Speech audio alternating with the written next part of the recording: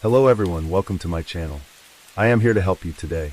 I know you use this video to fall asleep, so before that, like the video and subscribe to the channel.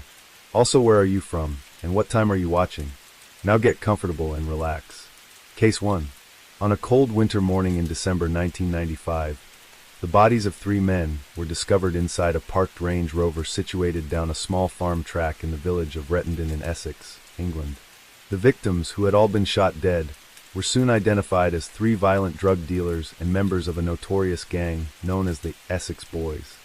The subsequent police investigation, codenamed Operation Century, would prove to be highly controversial for the tactics employed by the Essex Police Special Branch officers working undercover, and because it resulted in no arrests or criminal evidence that led to a conviction.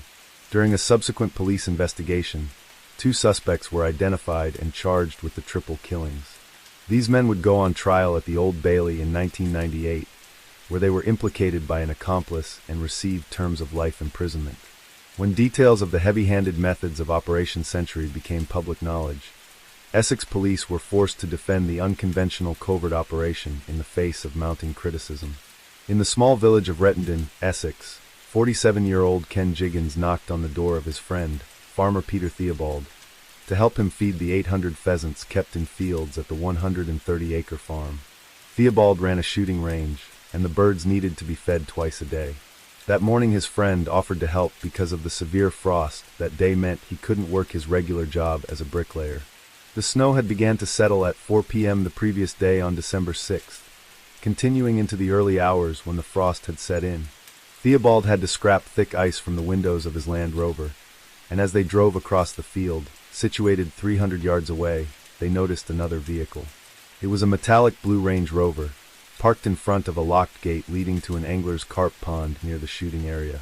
Despite the ice, the windows on the Range Rover were clear, and they could see 2 men sat in the front seats. Mr. Jiggins would later say he thought they were asleep and suspected they might be poachers.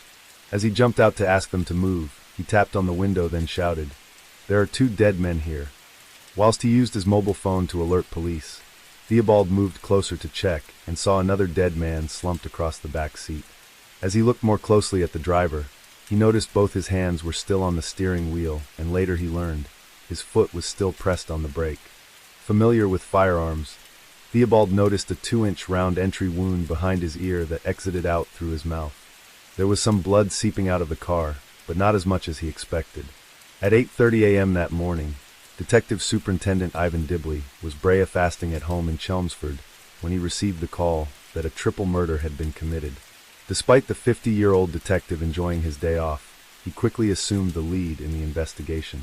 Dibley had headed more than 25 murder investigations in the previous 5 years, 2 of which had remained unsolved. Throughout 1995, he had cleared up 10 murders in the previous months, but the Rettendon investigation would be his first triple murder inquiry, but also his biggest and last case, as he was due to retire at the end of April after serving for 32 years in the force. Working out of South Woodham Ferrers Police Station, D.S. Dibley's 40-strong squad descended on Rettendon on that cold winter morning at Workhouse Lane, a regular spot for courting couples.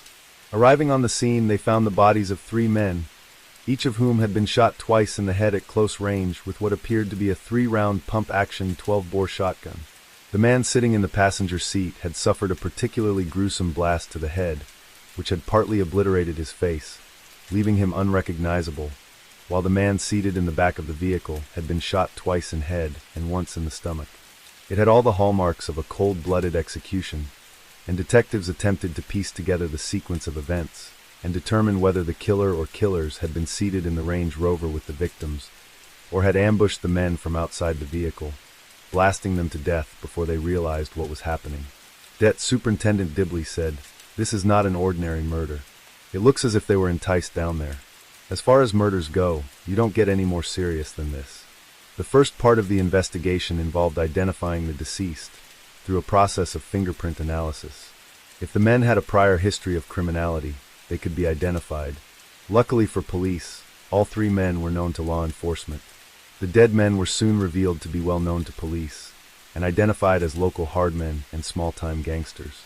The driver was 26-year-old Craig Rolfe, whilst the man in the passenger seat was his boss, 38-year-old Tony Tucker.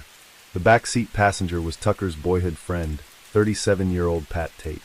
All three were known drug dealers with criminal records, who used their physical strength to intimidate and cause fear to their enemies. And these men had many enemies in their line of work. For all intents and purposes, it appeared to be a gangland reprisal. D.S. Dibley learned the men been planning to go for a meal with girlfriends that evening, at a Basildon restaurant at 8 p.m., and both Tucker and Tate were still holding their mobile phones when they were shot dead. None of the victims were wearing seatbelts, and there was no sign of a struggle, and they presumably realized their fate. Some believed it might have been a professional hit, because two of the victims died within 2 seconds, while the third, the backseat passenger Pat Tate, had possibly saw what happened to his two companions and attempted to escape, but was killed soon afterwards. It was strongly suspected they were summoned to a meeting by someone they trusted. But what wasn't clear was why Workhouse Lane was chosen as the meeting place. Although the area was quiet, it was not deserted, with the farmhouse less than 300 yards away. A nearby pond was often used by drug smugglers to place hidden stashes under the water, so the area may have been familiar to the victims. None of the men were armed when their bodies were discovered, and Pat Tate traveled almost everywhere with a gun. The killer fired off 8 rounds, leaving the spent cartridges where they fell, possibly because it was too dark to retrieve them.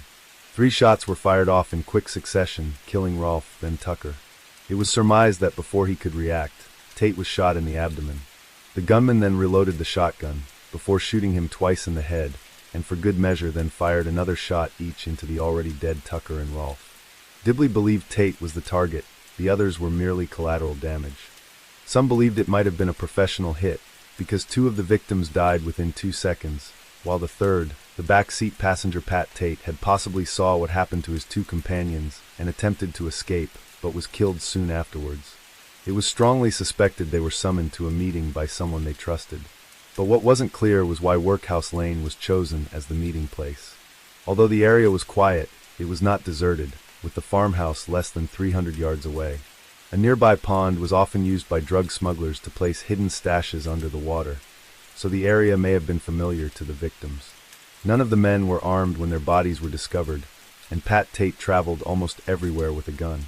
The killer fired off 8 rounds, leaving the spent cartridges where they fell, possibly because it was too dark to retrieve them. 3 shots were fired off in quick succession, killing Rolfe, then Tucker. It was surmised that before he could react, Tate was shot in the abdomen. The gunman then reloaded the shotgun, before shooting him twice in the head, and for good measure then fired another shot each into the already dead Tucker and Rolfe. Dibley believed Tate was the target, the others were merely collateral damage. His license was immediately revoked, and he was sent back to prison. One man, Stephen Ellis, was questioned over the assault, but soon fled to the West County under a new identity, where he took to wearing body armor out of fear of reprisals. During his incarceration, Tate's second-hand car business was looked after by his friend Tucker, who gave him a job upon his release from prison. Tucker was running a drugs Francis operation and offered him a position. Known as a violent bully, Tate was described by his own mother as a liability who was often high on drugs, which made him paranoid and unpredictable. The night before he was murdered at Rettendon, Tate had telephoned the London Pizza Company in Basildon. He aggressively demanded a specially made pizza with 4 different toppings on each quarter. The manager, 21-year-old Roger Ryle, was busy and annoyed by the caller's attitude and hung up. Within minutes, Tate turned up at the store. There he picked up the till and smashed it against the wall, then punched Ryle and smashed his head into a glass plate on the sink of the bathroom. Ryle, like many others who encoutered Tate, refused to press charges. One associate said of Tate, "A room would darken when he entered it." It was suspected by detectives that the first to die was the driver, Craig Rolfe. A father to a 7-year-old daughter, Rolfe was a small-time criminal with a cocaine dependency who acted as driver and muscle to his boss, and was not averse to resorting to violence if required.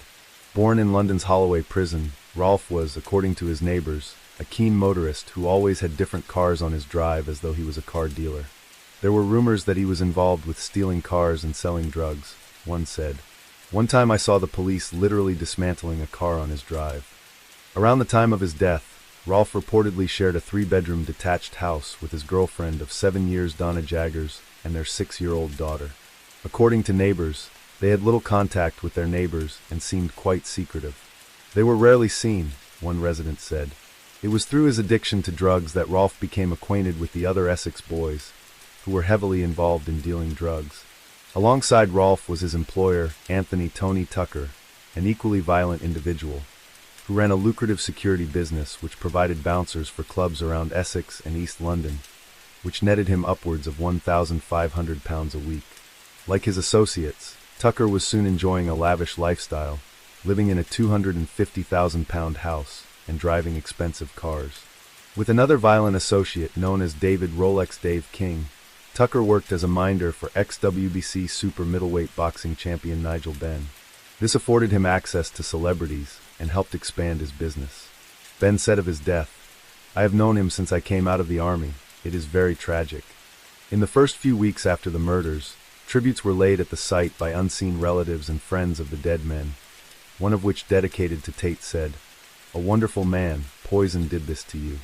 However, many locals believed the three drug dealers had got what was coming to them. D.S. Dibley said, "The public aren't too happy either about so much time being spent on such lowlife. But my job isn't to moralize. The killers have to be caught.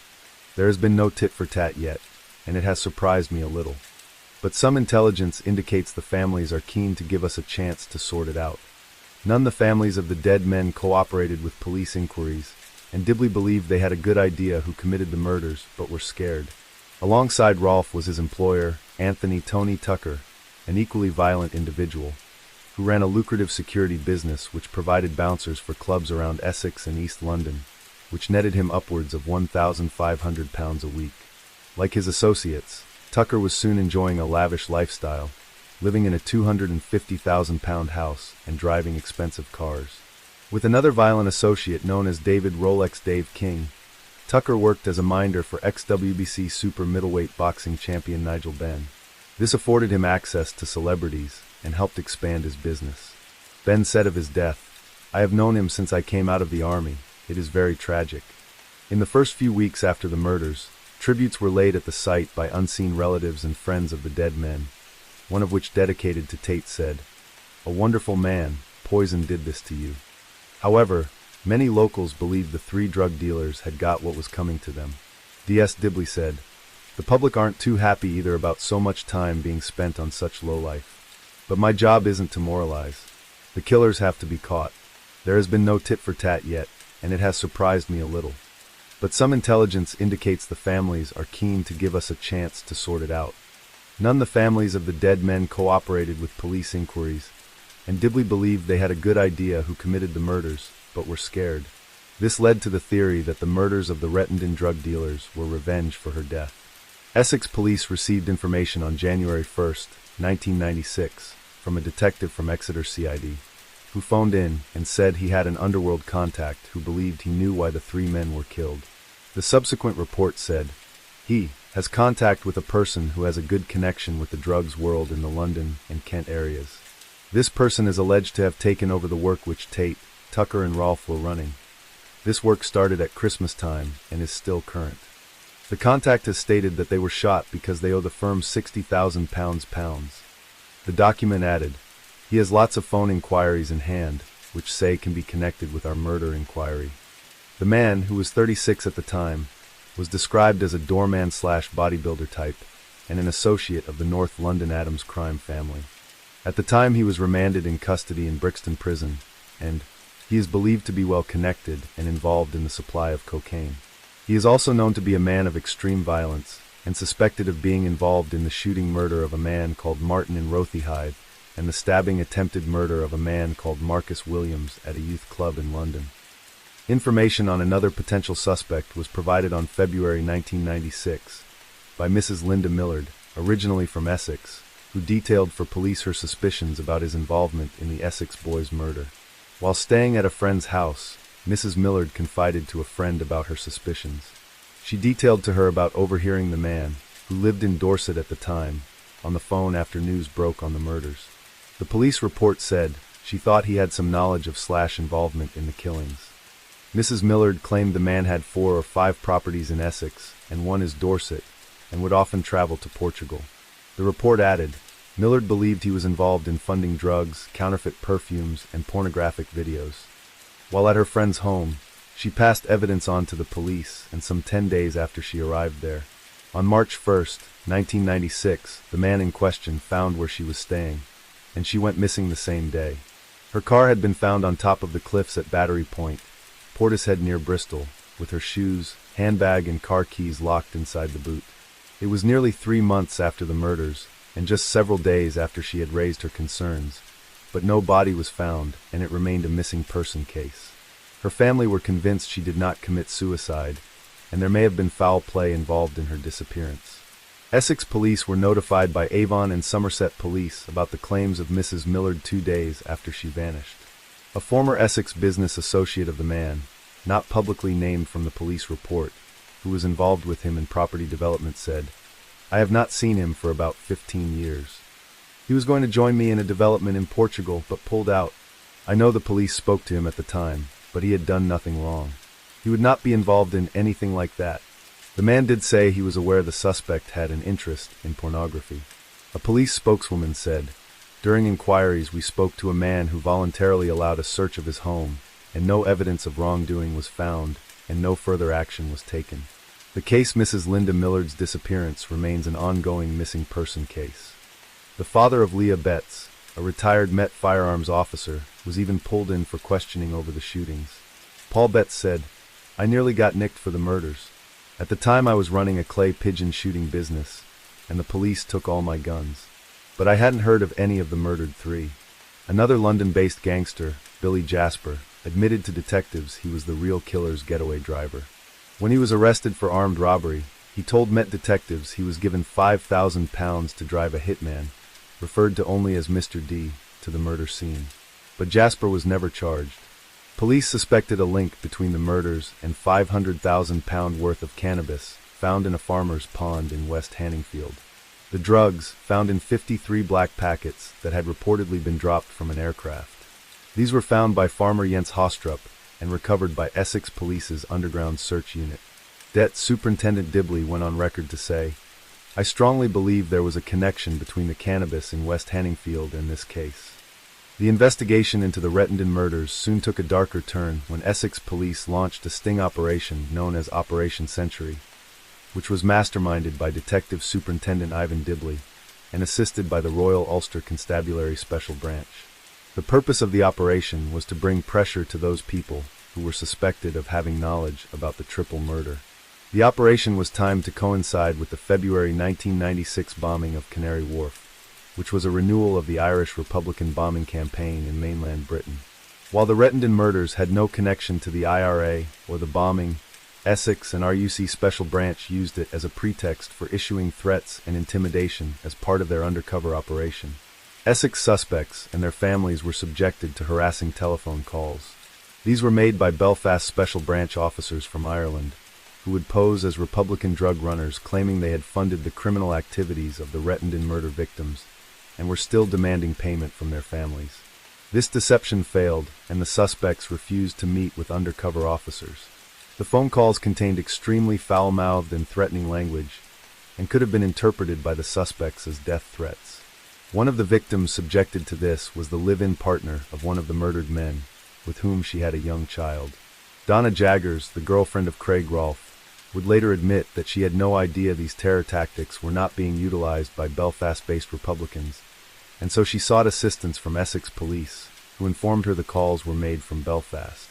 She was also told that the terrorists had crossed into mainland Britain, and they were unable to track their movements.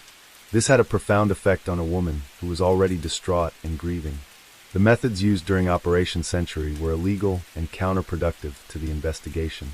In May 1996, a break in the case was made when 3 men were arrested during a police and customs drugs operation. 52-year-old Michael Steele, 33-year-old Jack Hooms, and a third man were arrested and held on suspicion of importing drugs. During the investigation, the 3 men were linked to the Rettendon murders of Tate, Tucker, and Rolfe. Facing a murder charge, the third man, convicted fraudster Darren Nichols, began confessing to police his role in the murders. He claimed to have met Steele, Hooms, and Tate a few years earlier while serving a prison sentence for distributing counterfeit currency at Hollesley Bay Prison in Suffolk. Upon his release, Nichols joined Steele's smuggling organization, making trips to Amsterdam. While there he purchased hundreds of kilos of cannabis, which he then drove to the Belgian coast. From there he would meet up with Steele's speedboat, and then the drugs were taken across the channel and deposited on the Essex coast. Steele was described as a sophisticated Essex drug smuggler, and in November 1995, he supplied a consignment of cannabis with a street value of around £350,000 to Tate, Tucker, and Rolfe. But the quality was so poor that Steele agreed to take back the cannabis and return a deposit of around £70,000. The money was paid, but Tate denied getting it and also failed to return 1/3 of the drugs haul. When he protested, Tate threatened to shoot Steele after making him beg on his knees. A furious Tate boasted he would kill the smuggler in revenge for the incident, and Steele, who had developed a close relationship with Tate's ex-girlfriend, heard of the threats and decided he would move first. On the pretense of making amends, Steele offered Tate a share in a lucrative cocaine deal he was involved in with his friend Jack Hooms. 6 weeks before the murders, Steele contacted Nichols and asked him to get him a gun.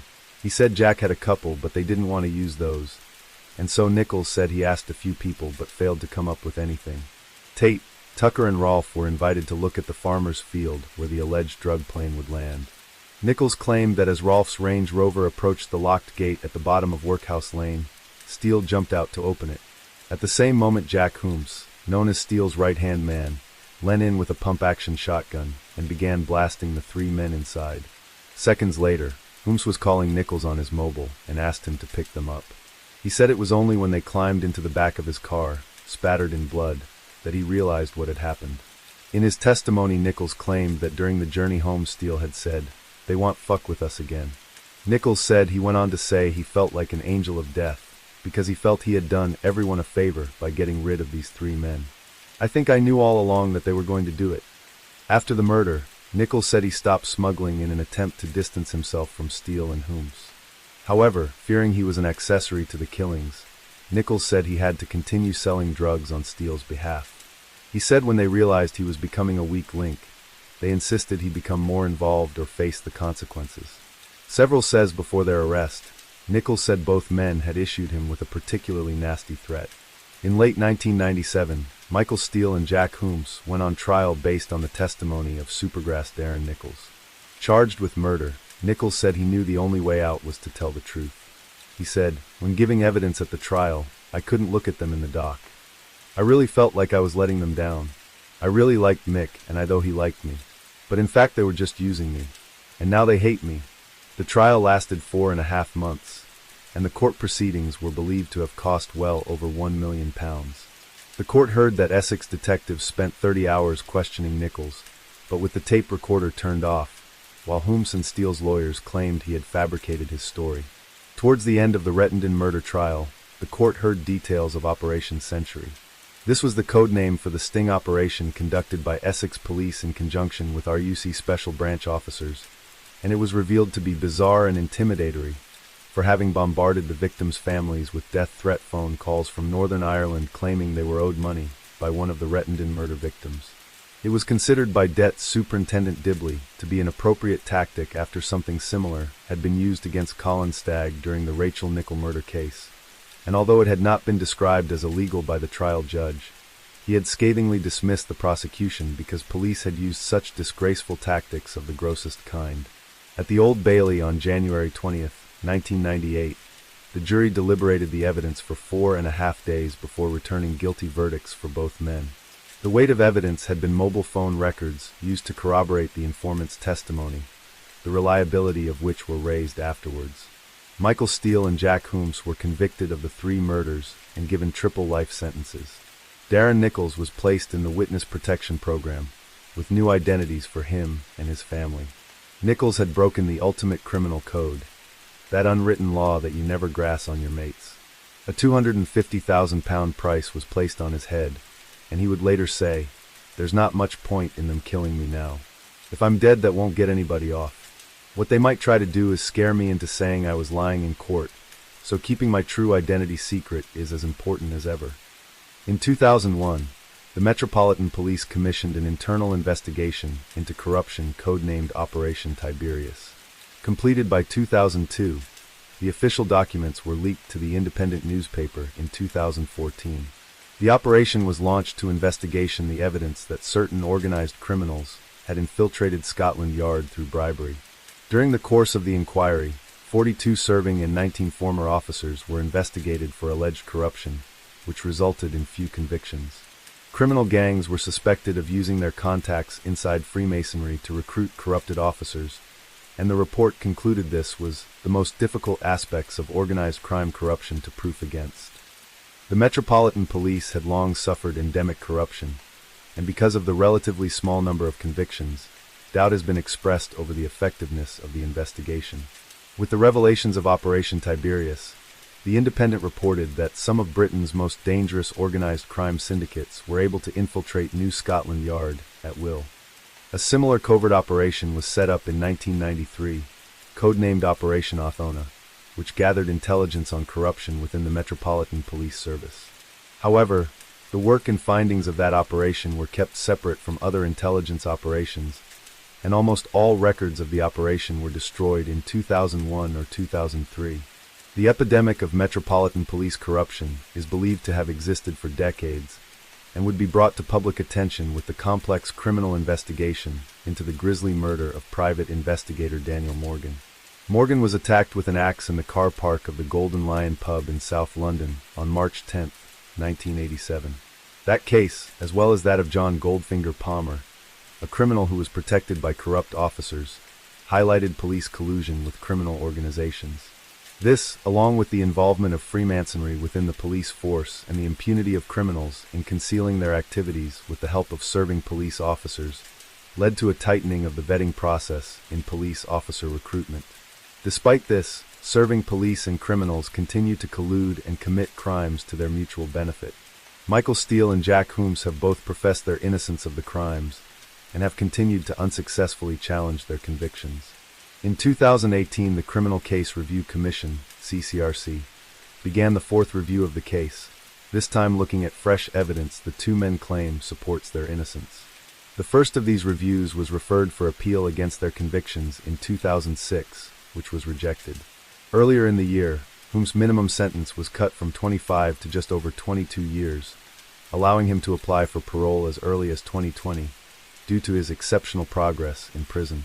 Michael Steele has claimed that police corruption was to blame for him being wrongly convicted of the notorious triple murders.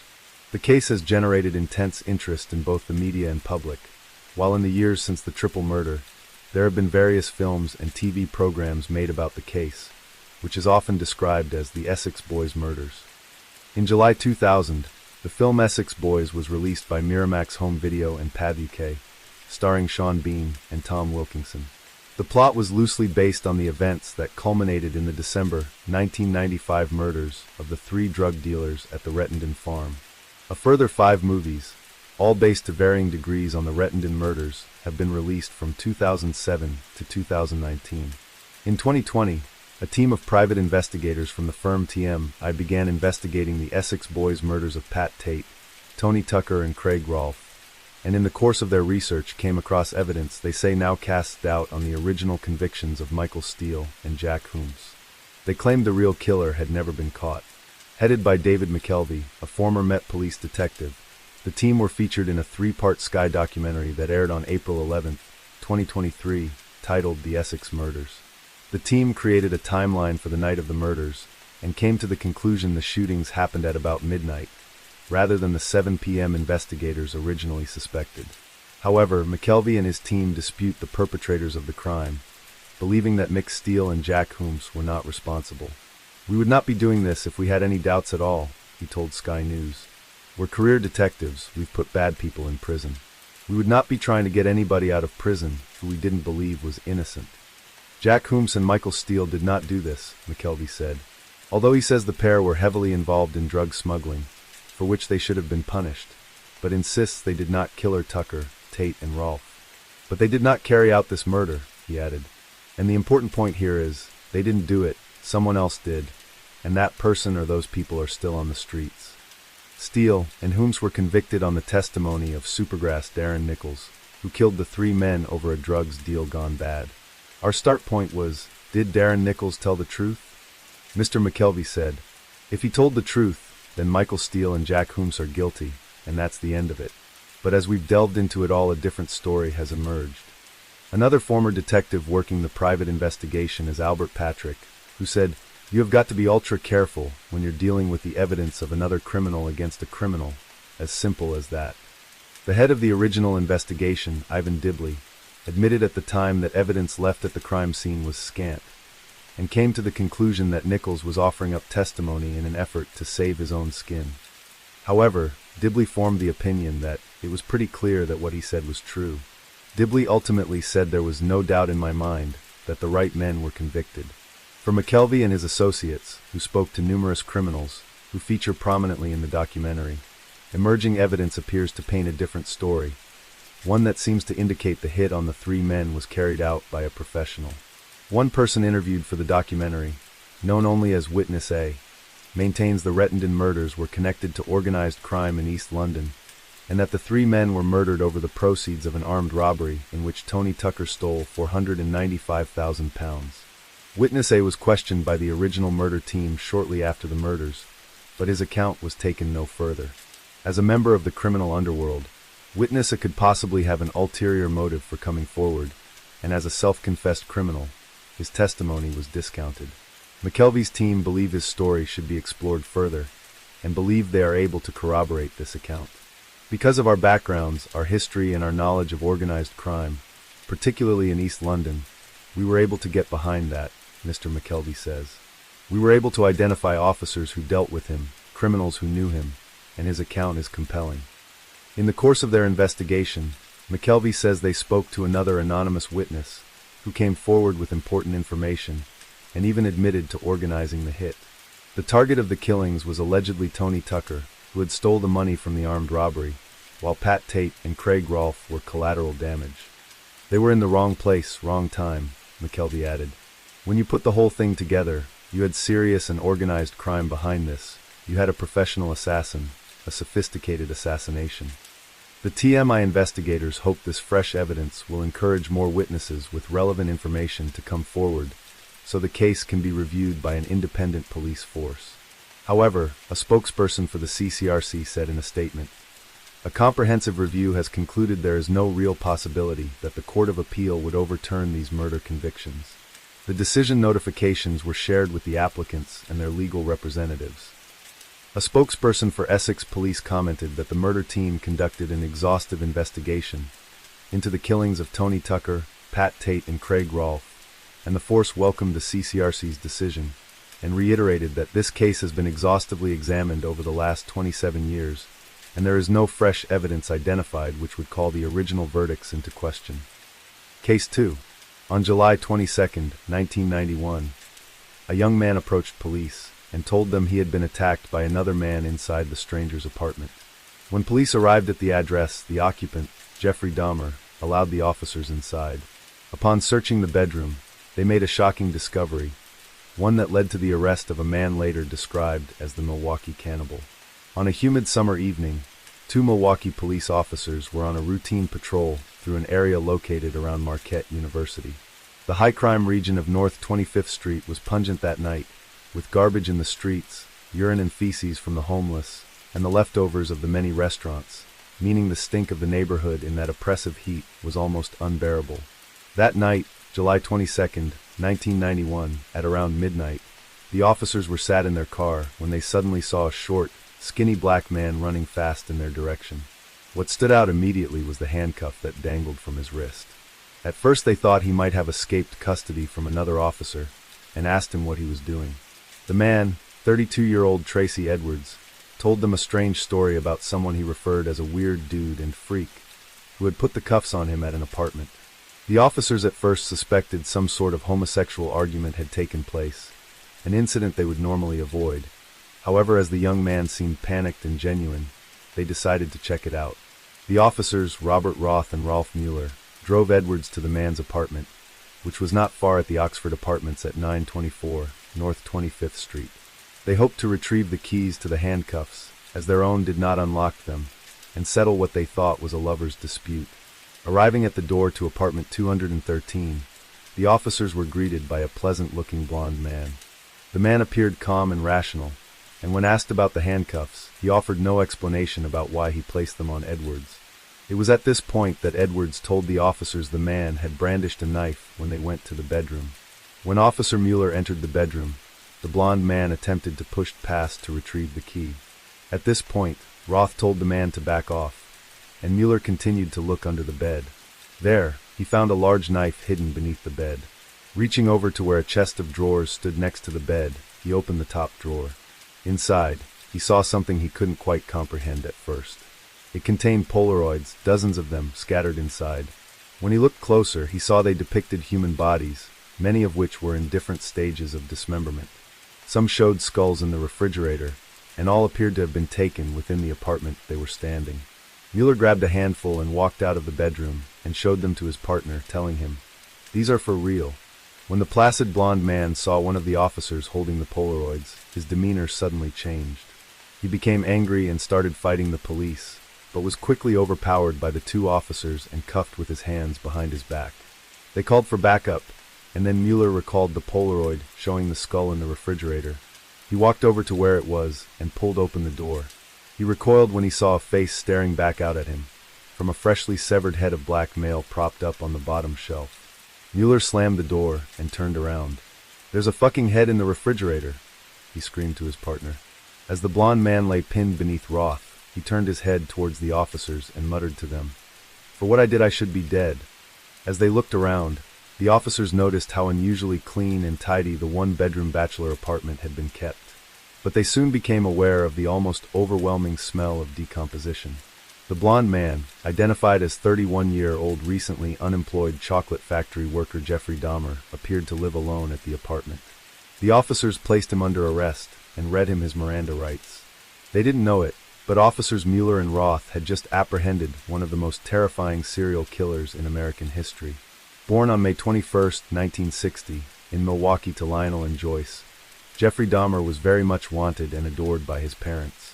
Despite the difficulties of his mother's pregnancy, Jeffrey grew into a normal, healthy and happy child who always loved to play with his wooden blocks and stuffed bunnies. Little Jeffrey gave his parents no cause for concern. He soon developed into a happy boy, although he did suffer an unusual number of ear and throat infections during his childhood. He loved animals, especially the family dog Frisky, his much-loved pet. Lionel recalled how they once released back into the wild a bird the three had nursed back to health after it suffered an injury. "I cradled the bird in my cupped hand, lifted it into the air, then opened my hand and let it go. All of us felt a wonderful delight," Lionel remembered. Jeff's eyes were wide and gleaming. It may have been the single happiest moment of his life. During his childhood, the family moved to Iowa, where Lionel worked on his PhD at Iowa State University. Lionel, who was of German and Welsh ancestry, was a Marquette University chemistry student and later a research chemist, while Joyce, who had Norwegian and Irish ancestry, worked as a teletype machine instructor. Although his parents were generally happy, Joyce was known to be argumentative with both her husband and neighbors. Lionel shared an incident from Jeffrey's childhood, something that happened when he was 4, which had a profound effect on the young boy.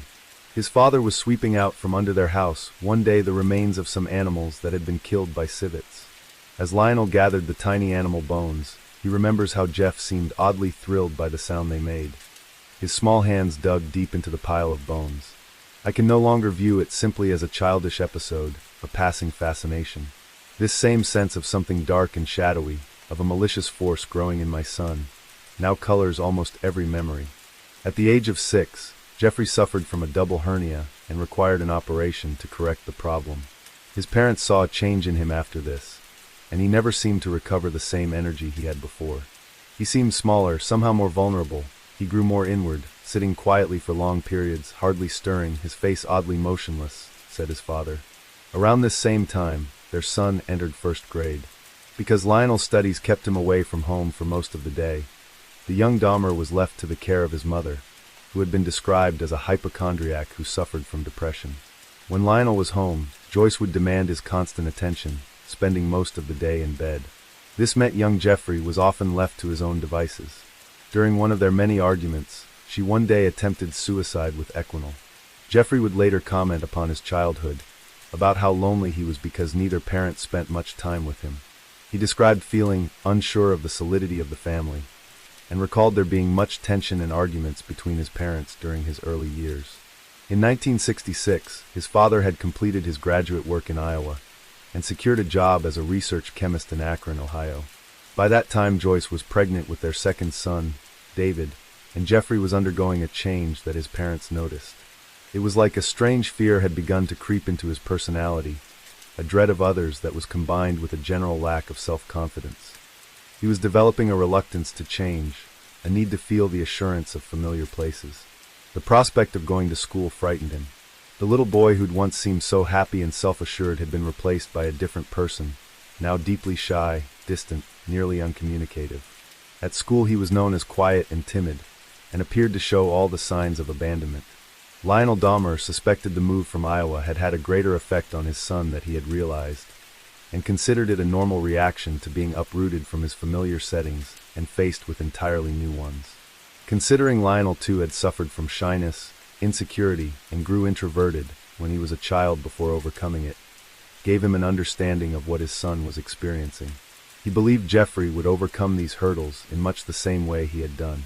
But Lionel failed to realize that Jeffrey's childhood peculiarities were far more serious, and that, he recalled, Jeff had begun to suffer from a near isolation. In April 1967, the family bought a new house, and their son appeared to adjust better to this new move. He soon developed a friendship with a boy named Lee, and became fond of one of his teachers. One day young Jeffrey took her a bowl of tadpoles he had caught. When he later discovered the teacher had given them to his friend Lee, Jeffrey sneaked into Lee's garage and killed the tadpoles with motor oil. His father too saw a change in his appearance over time. His posture, and the general way in which he carried himself, changed radically between his 10th and 15th years. The loose-limbed boy disappeared, and was replaced by a strangely rigid and inflexible figure. He looked tense, his body very straight. He grew increasingly shy during this time, and when approached by other people, he would become very tense. More and more, he remained at home, alone in his room or staring at television. His face was often blank, and he gave the more or less permanent impression of someone who could do nothing but mope around, purposeless and disengaged. He only seemed to have one friend, but the two drifted apart when Jeffrey turned 18. It was around this time that Lionel discovered an unsettling aspect to his son's nocturnal habits. He found out that Jeffrey would ride around with plastic bags and collect the carcasses of small animals, squirrels and chipmunks, which he used for his own private cemetery. He would strip the flesh from the bodies of these putrescent roadkills, and even mount a dog's head on a stake, Lionel said. There was the worry that Jeffrey might be torturing and killing animals, but his father considered this unlikely given he adored the family dog and cat they had at home. But it was clear Jeffrey Dahmer held some sort of fascination with dead creatures. Even when Jeffrey asked his father innocuously over dinner one evening what would happen if chicken bones were placed in bleach, Lionel Dahmer considered it merely the harmless scientific curiosity of a young boy. He went on to demonstrate to his son how to safely bleach and preserve animals' bones, which Jeffrey began doing to his own collection of remains. One of his friends later recalled how Jeffrey explained that he was curious how animals fit together. One friend was shown the carcass of a dog that had been impaled by its skull to a stick. Dahmer said he found it, but later it was learned he had decapitated the dead animal and placed it in the woodland behind his house as a prank. In exploring his strange obsession with the dead, Jeffrey Dahmer grew increasingly isolated and his personality more passive. His conversation narrowing to the practice of answering questions with barely audible one-word response, his father recalled. He was drifting into a nightmare world of unimaginable fantasies. In coming years those fantasies would begin to overwhelm him. The dead in their stillness would become the primary objects of his growing sexual desire. His inability to speak about such strange and unsettling notions would sever his connections to the world outside himself. His father grew increasingly concerned about his son's reluctance to abide by societal norms. While other young boys his age were looking to pursue further education, careers or start families of their own, Jeffrey appeared more or less completely unmotivated. He must have come to view himself as utterly outside the human community, outside all that was normal and acceptable, outside all that could be admitted to another human being. For Lionel Dahmer, there was little indication of the fantasies emerging in his teenage son's mind about death and dismemberment. With no outer signs of this mental illness, it appeared to his family that he was just becoming more and more isolated and uncommunicative. Jeffrey never rebelled against his parents, because it seemed that nothing ever seemed to mean anything to him. As a freshman at Revere High School, Jeffrey Dahmer was considered an outcast by his peers. With his mother taking increasing amounts of drugs and isolating herself from her husband and son, Jeffrey began coping with his own increasing isolation by drinking beer and spirits during the daytime, often concealing his alcohol inside his jacket at school. When one of his classmates saw him drinking scotch during a morning history class, Dahmer simply shrugged his shoulders and said it was my medicine. His grades at school were average, and he did participate in a few activities such as tennis and also worked on the school newspaper. However, he was considered a loner and alcoholic by his classmates. Although he was mostly uncommunicative in his freshman year, Dahmer was considered polite by teachers who saw him as a highly intelligent young man who never aspired to apply himself to his studies. He did have a partner for his school prom, something that surprised Lionel and Joyce, and later invited her over to his parents' house for a séance. His classmates remember a stunt Jeffrey pulled that got him included in the yearbook photo of the members of the National Honor Society, of which he was not a member. When the school staff caught the prank in time, his photo was blacked out. He was known as a class clown to his peers, and his pranks, which became known as doing a Dahmer, included simulating an epileptic seizure at school and local stores. Upon reaching puberty, Dahmer discovered that he was gay, but did not reveal this to his parents. He even had a brief relationship with another teenage boy, but the two did not engage in sexual intercourse. By his mid-teens, his fear of abandonment and neglect by loved ones manifested itself into a prominent sexual fantasy. This became one of his masturbatory fantasies that involved dominating and controlling a partner who was completely sexually submissive to his desires. This also developed into a fetish for the torso and chests of young men, something that gradually became intertwined with his interest in dissection and death. By the age of 16, Dahmer had taken notice of a particular male jogger who passed by his house, and in turn developed a fantasy whereby he would render the man unconscious, then explore his body. He even went so far as to lie in wait for the man, concealing himself in bushes with a baseball bat. However, the jogger did not pass on that particular day. By 1977, Dahmer's drinking had reached such an extent that his grades began to decline. His parents hired a private tutor, but this had limited success. As he became more passive, his parents went through a crisis. In an attempt to save their marriage, the Dahmers attended cuddling sessions, but the arguments persisted. The end came when Lionel learned that Joyce had had a brief affair in September 1977. They decided to divorce, telling their sons that the decision had been amicable. The divorce soon became increasingly bitter, and Lionel moved out of the family house in early 1978. A custody battle ensued over their younger son David. In May 1978, Jeffrey graduated from high school. Several weeks earlier, he had been caught by a teacher drinking in the school parking lot.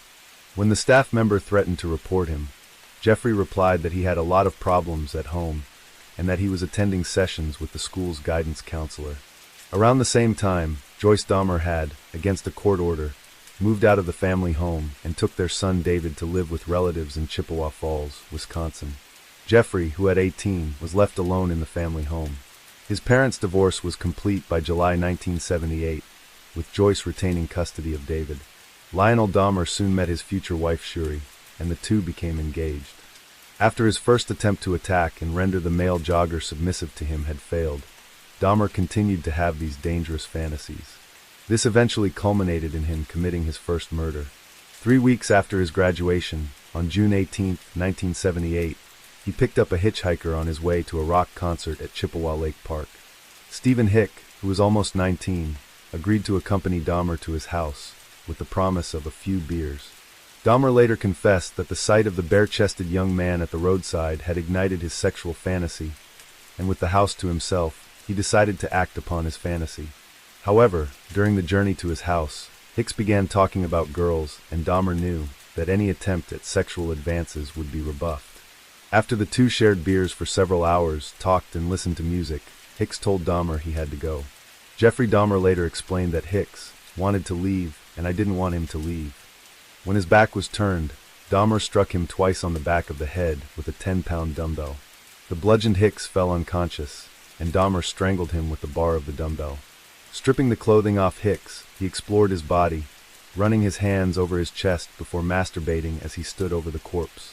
After several hours, Dahmer dragged the body to the basement, where it remained until the following day when it was dissected and packaged up in plastic garbage bags. The remains were then buried in a shallow grave in the woods behind his house. Several weeks later, he unearthed the remains and pared the flesh from the bones. Much as he had done many times before with the corpses of small animals, Dahmer used the anatomical knowledge he had learned to remove every part of Hicks' flesh before dissolving it in acid, then flushing the solution down the toilet. Finally, he used a sledgehammer to crush the bones before scattering them in the woodland. All that remained was Hicks' necklace and the knife he had used to dismember the body, which were thrown from the West Bath Road Bridge into the Cuyahoga River.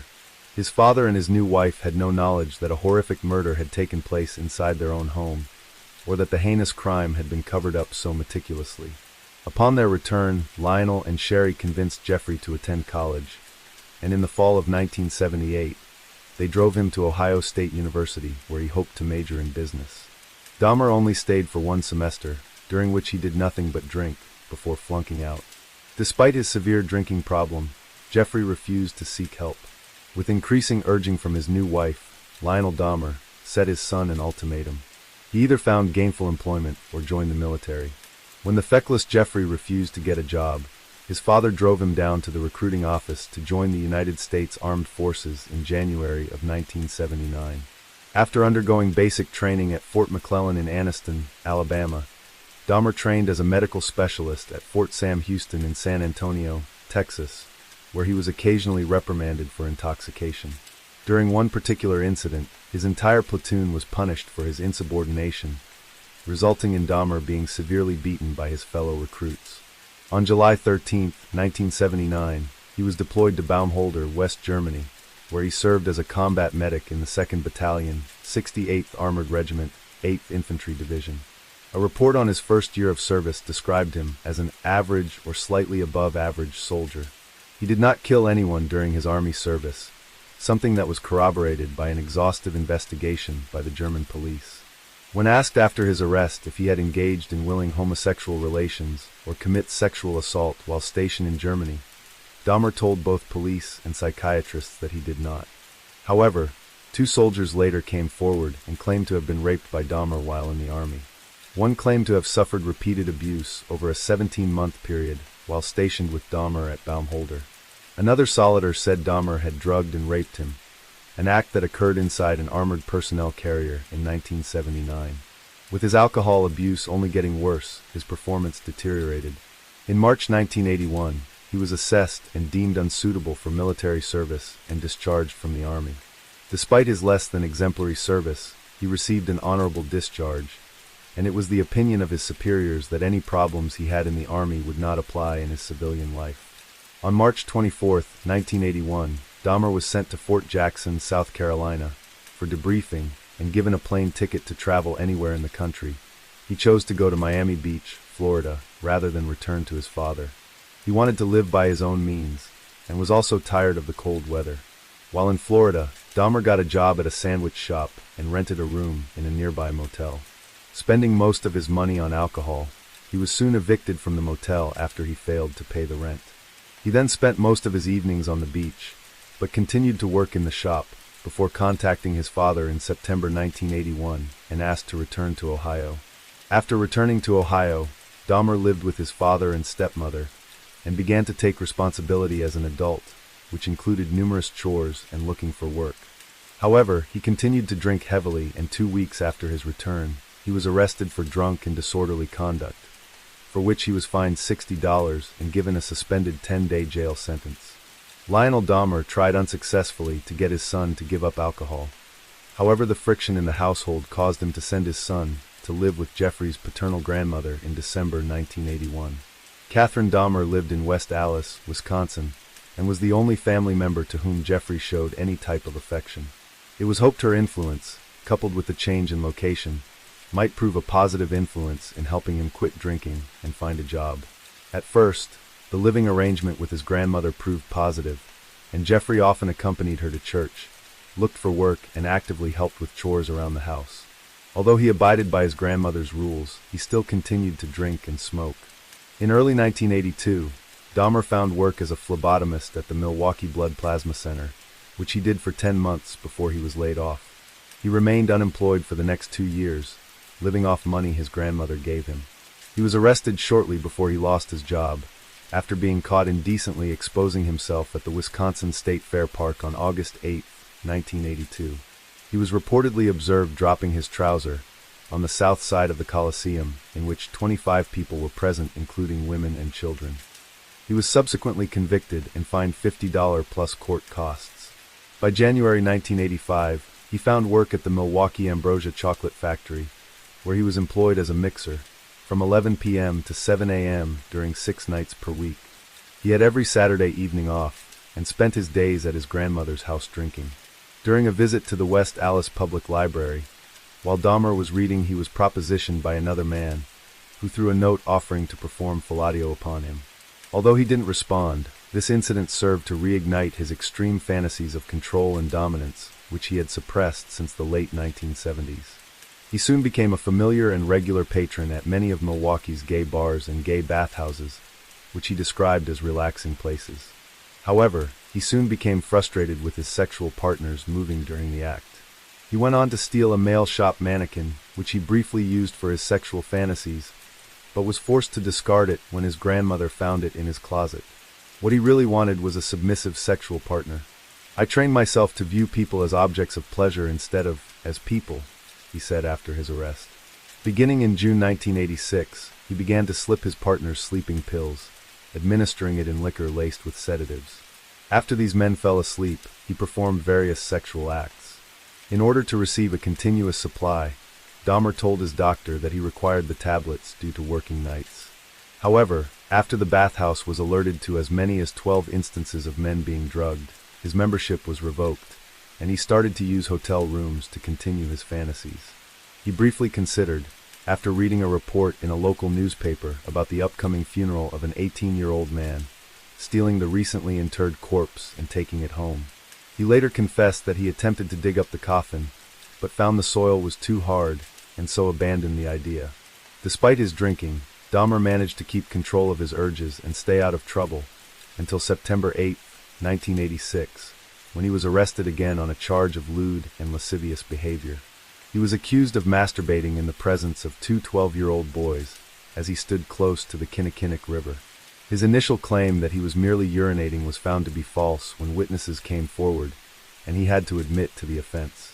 The charge was eventually changed to disorderly conduct, and on March 10, 1987, Jeffrey Dahmer was sentenced to 1 year of probation, with additional instructions to undergo counseling.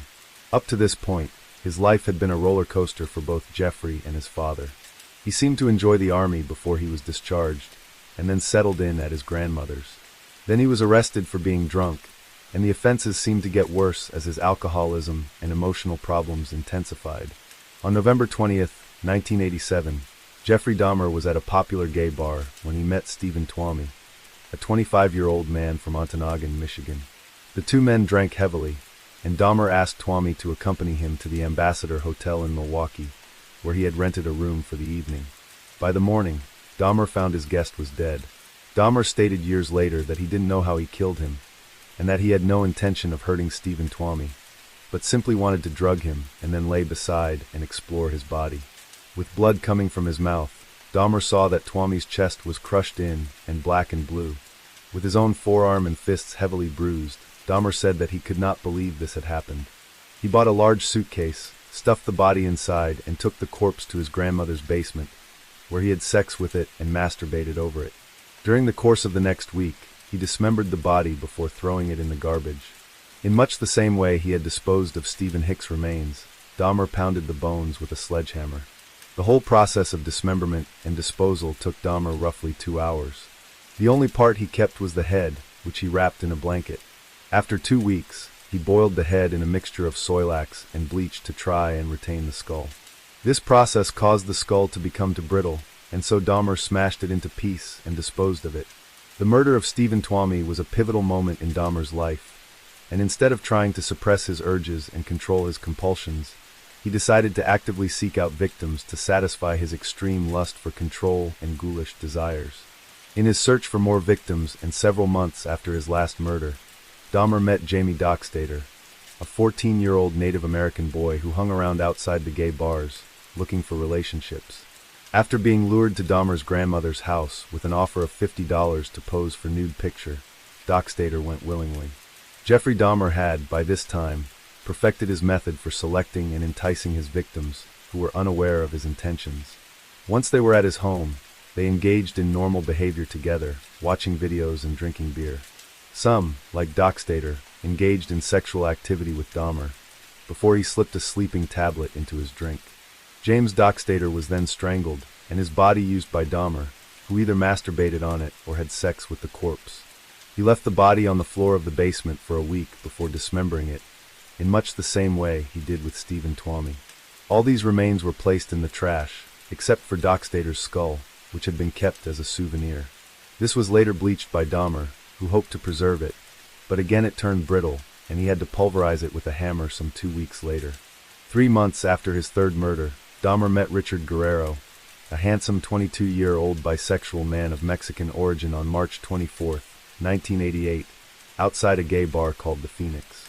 Lured to his grandmother's house by offering him $50 to spend the night with him, Dahmer drugged the unsuspecting Guerrero and then strangled him with a leather strap.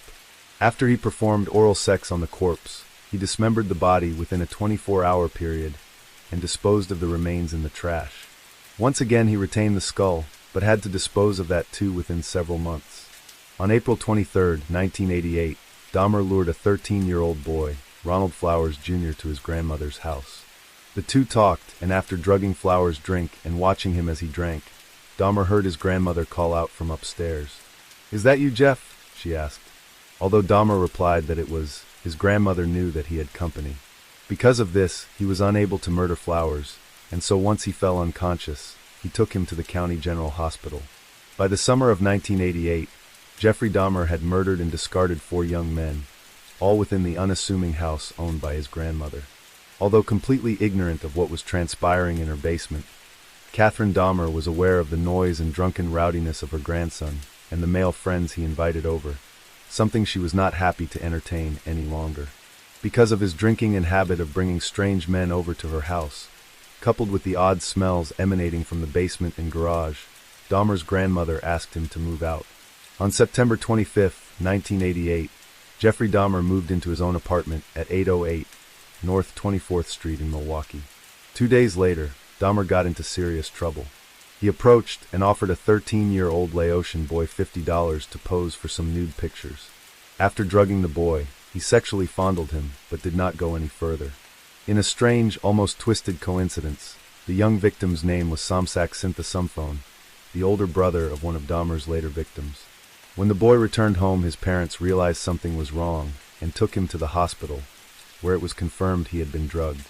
Jeffrey Dahmer was arrested at his place of work at the Milwaukee Ambrosia Chocolate Factory on charges of sexual exploitation of a child and second-degree sexual assault.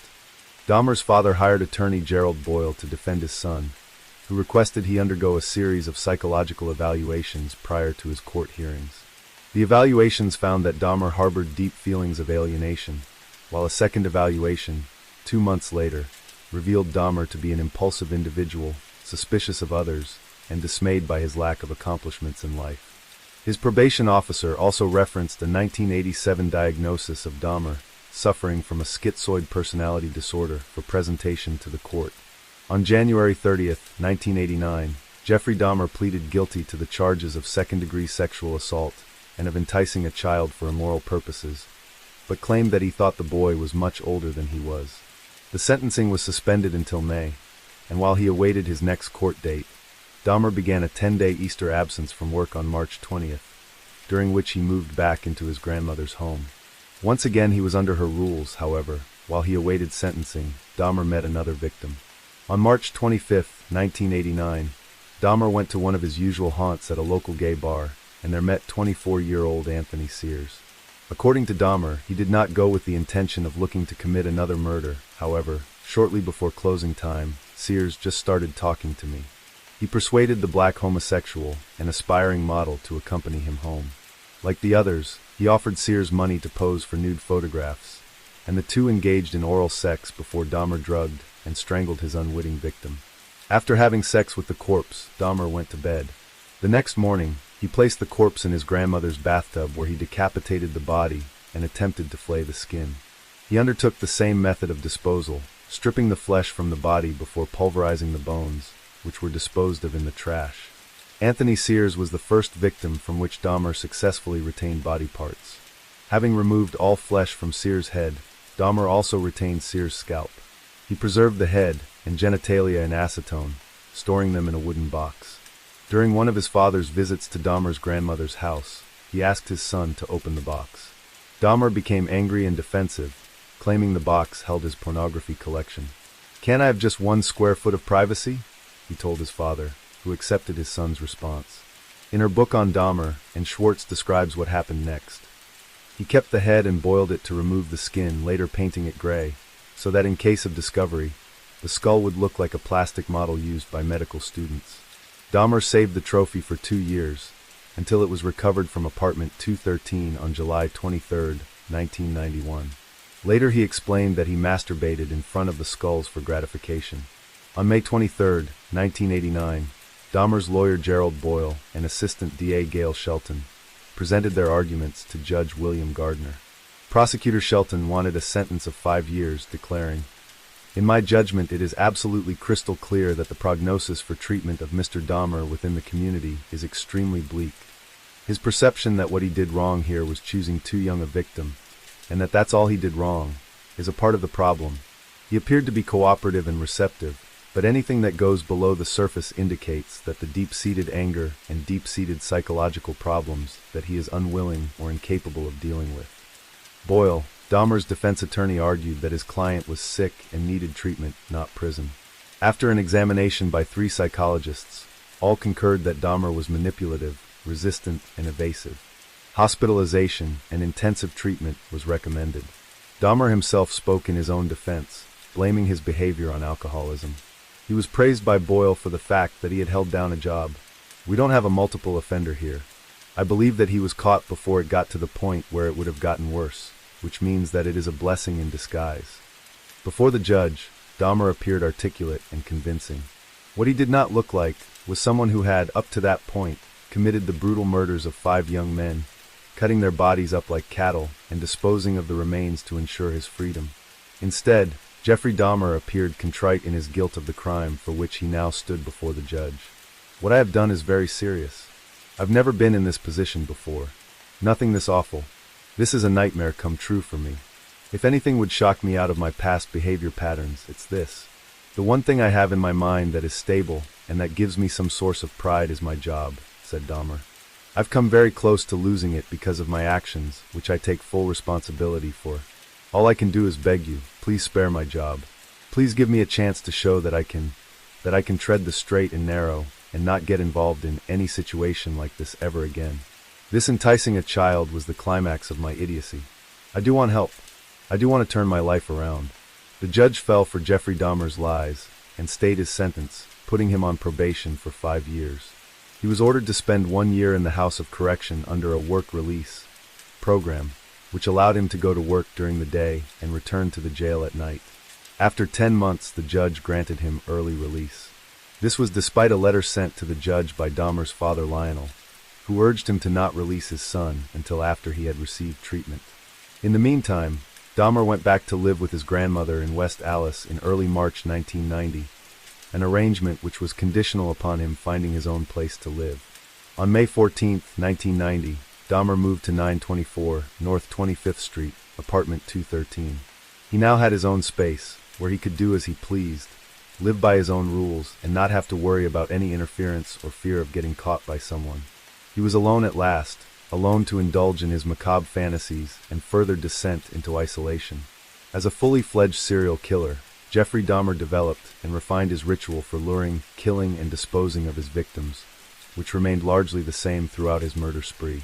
He always carried out the same modus operandi by invited young, usually men back to his apartment, where they would either pose for photos or watch sexually explicit videos together.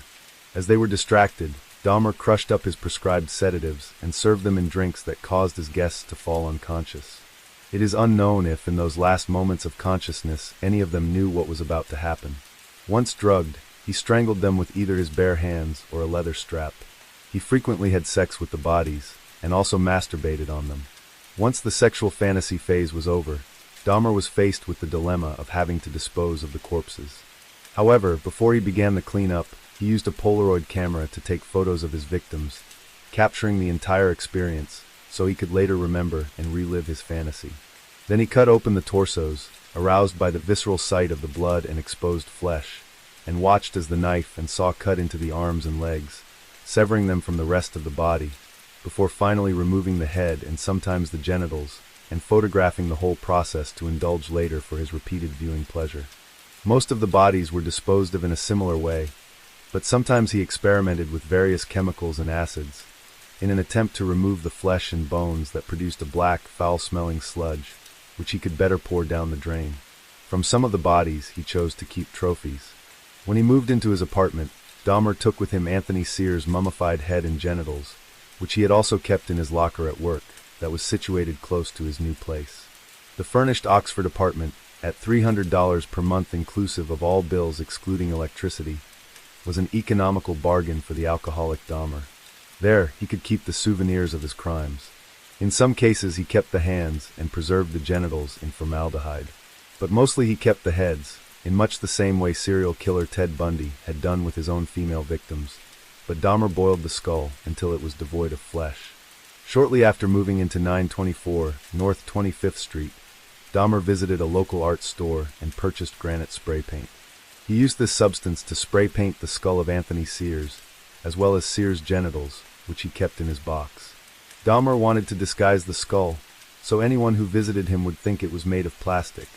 Within a week of moving into his new address, Dahmer claimed his sixth victim. Raymond Smith, also known as Ricky Beeks, was a 32-year-old prostitute who was lured to apartment 213 with the promise of $50 for sex. Given a drink laced with sleeping tablets, Smith fell unconscious and was manually strangled. The next day, Dahmer purchased his Polaroid camera and took several pictures of Smith's body in sexually suggestive positions before beginning the dismemberment process in his bathroom. This time he boiled the arms, legs, and pelvis in a steel kettle with Soilax, which allowed him to rinse the bones in his sink. The remainder of the skeleton, excluding the skull, was dissolved in a container filled with acid. The skull was spray-painted and placed alongside the skull of Sears, which sat upon a black towel inside a filing cabinet. These trophies were the beginning of a collection of skulls which Dahmer intended to use for a shocking purpose that only became known after his capture. Roughly a week after the murder of Raymond Smith, on or about May 27th, Dahmer invited another young man to his apartment with the intention to murder him as he had done his previous victims. However, on this occasion, Dahmer accidentally consumed the drink laden with sedatives intended for his guest. Upon waking the following day, Dahmer discovered that his intended victim had proceeded to steal several items of clothing, along with a watch and $300 in cash. This incident was never reported to police, but he did tell his probation officer on May 29th that he had been robbed. Naturally, Dahmer didn't want police to visit his apartment, which was rapidly filling up with human remains. On June 14, 1990, a 27-year-old acquaintance, Edward Smith, was lured to Dahmer's apartment where he was drugged and strangled. Rather than immediately acidifying the skeleton or repeating previous processes of bleaching, which had failed to preserve victims' skulls, Dahmer chose to place Smith's skeleton in his freezer for several months. Smith was last seen in the company of Dahmer at a party. Hoping it would remove the moisture from the skeleton, Dahmer resorted to acidifying it several months later when his experiment failed. When he placed the skull in the oven to try and dry it, the process caused it to explode, completely destroying the skull. Dahmer would later confess he felt rotten about his acquaintance's murder, but only as he could not retain body parts. Dahmer waited 3 months before seeking out his next victim, which occurred outside a bookstore on the corner of North 27th Street. There, he encountered Ernest Miller, a 22-year-old Chicago native who agreed to accompany Dahmer back to his apartment for $50. Miller allowed Dahmer's request to listen to his heart and stomach. When Dahmer attempted to perform oral sex, Miller told him, "That'll cost you extra." He was then offered a drink laced with sleeping pills. Because he only had 2 pills this time, Dahmer decided to kill Miller by slashing his carotid artery, using the knife he normally used to dissect his victims, and then watched for the next 10 minutes as Miller bled out. The body was posed by Dahmer, who took Polaroid photographs before placing it in his bathtub, where it was dismembered. After severing the head, Dahmer talked to it and repeatedly kissed it while he cut up the rest of the body and wrapped portions of Miller's body in plastic bags for easier disposal. The heart, liver, biceps and sections of flesh cut from the legs were preserved and stored in the freezer for later consumption. What was left of the body, including organs he did not keep, were boiled down using soylax into a gooey-like substance, which helped to rinse the remaining flesh off the bones.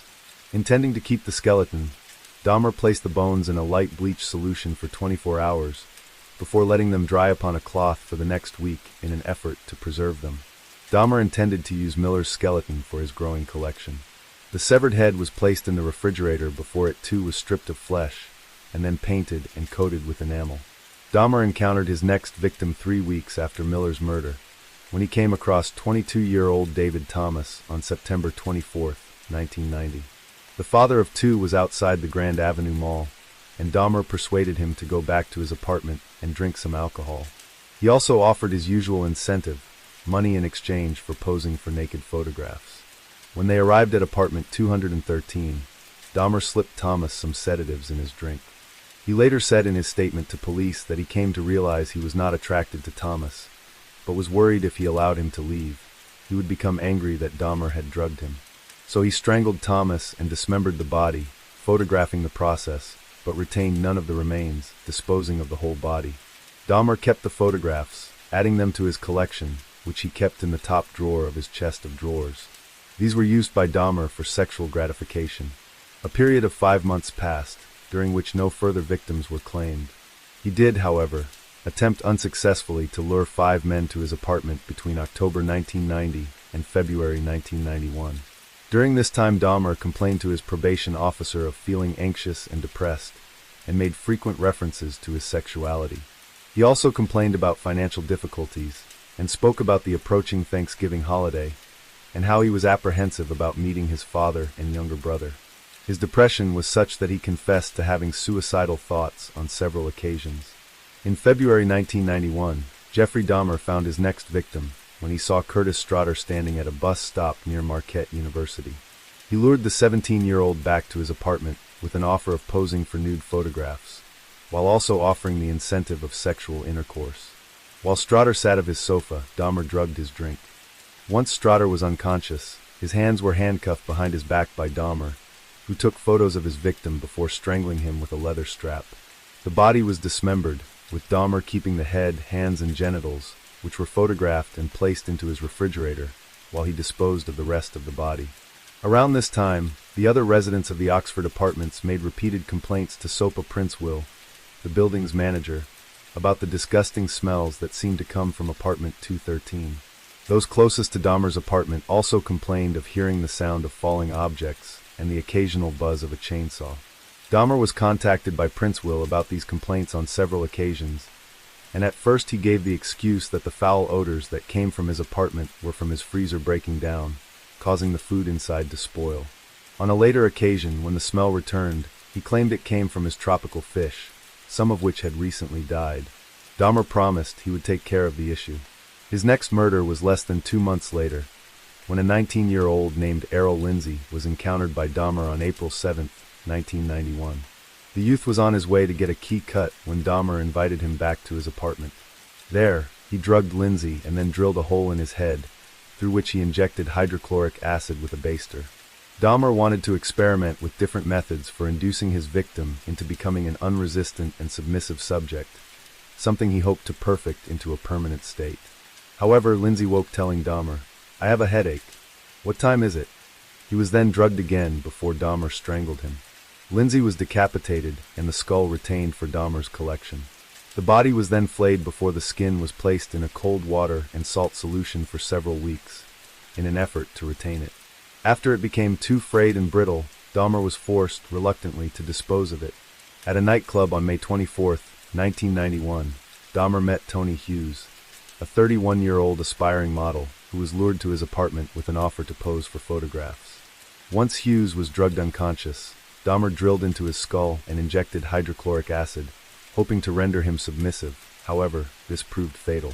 His body was dismembered and parts were kept for consumption, with the rest disposed of by Dahmer. One of the most shocking aspects of the case of Jeffrey Dahmer, and his crimes were the revelations of cannibalism that came out after his arrest.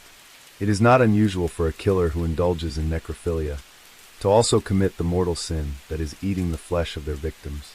This taboo, long carried out by humans throughout history, is considered one of the most abhorrent of crimes. He would go on to claim that if he ate the flesh of his victims, that they would come alive again within him. He said he had tried blood, but it did not appeal to him, but eating flesh gave him an erection. In an effort to make it more tasty, he added seasoning and meat tenderizers, and kept strips of frozen human flesh in his freezer. For Jeffrey Dahmer, control was the overriding factor, the all-important motive in his crimes. He could not handle rejection or abandonment in any aspect of his life, and the pursuit of his own interests was paramount. Especially in his homosexual relationships, it was not his intention to pleasure his willing or unwilling partners, but rather take his own pleasure from performing either oral or anal sex, whether they were alive or dead. But it was this absolute need for control and dominance over his victims that led Dahmer to perpetrate some very bizarre experiments with his victims. One he carried out was a kind of lobotomy that he performed on several of his unconscious victims, drilling holes into their skulls before injecting some muriatic acid into their brains. This always caused death, sometimes right away, but at least one victim functioned at a minimal capacity for several days before dying. Almost all of his victims were trapped inside Dahmer's apartment, unable to escape once they had been drugged.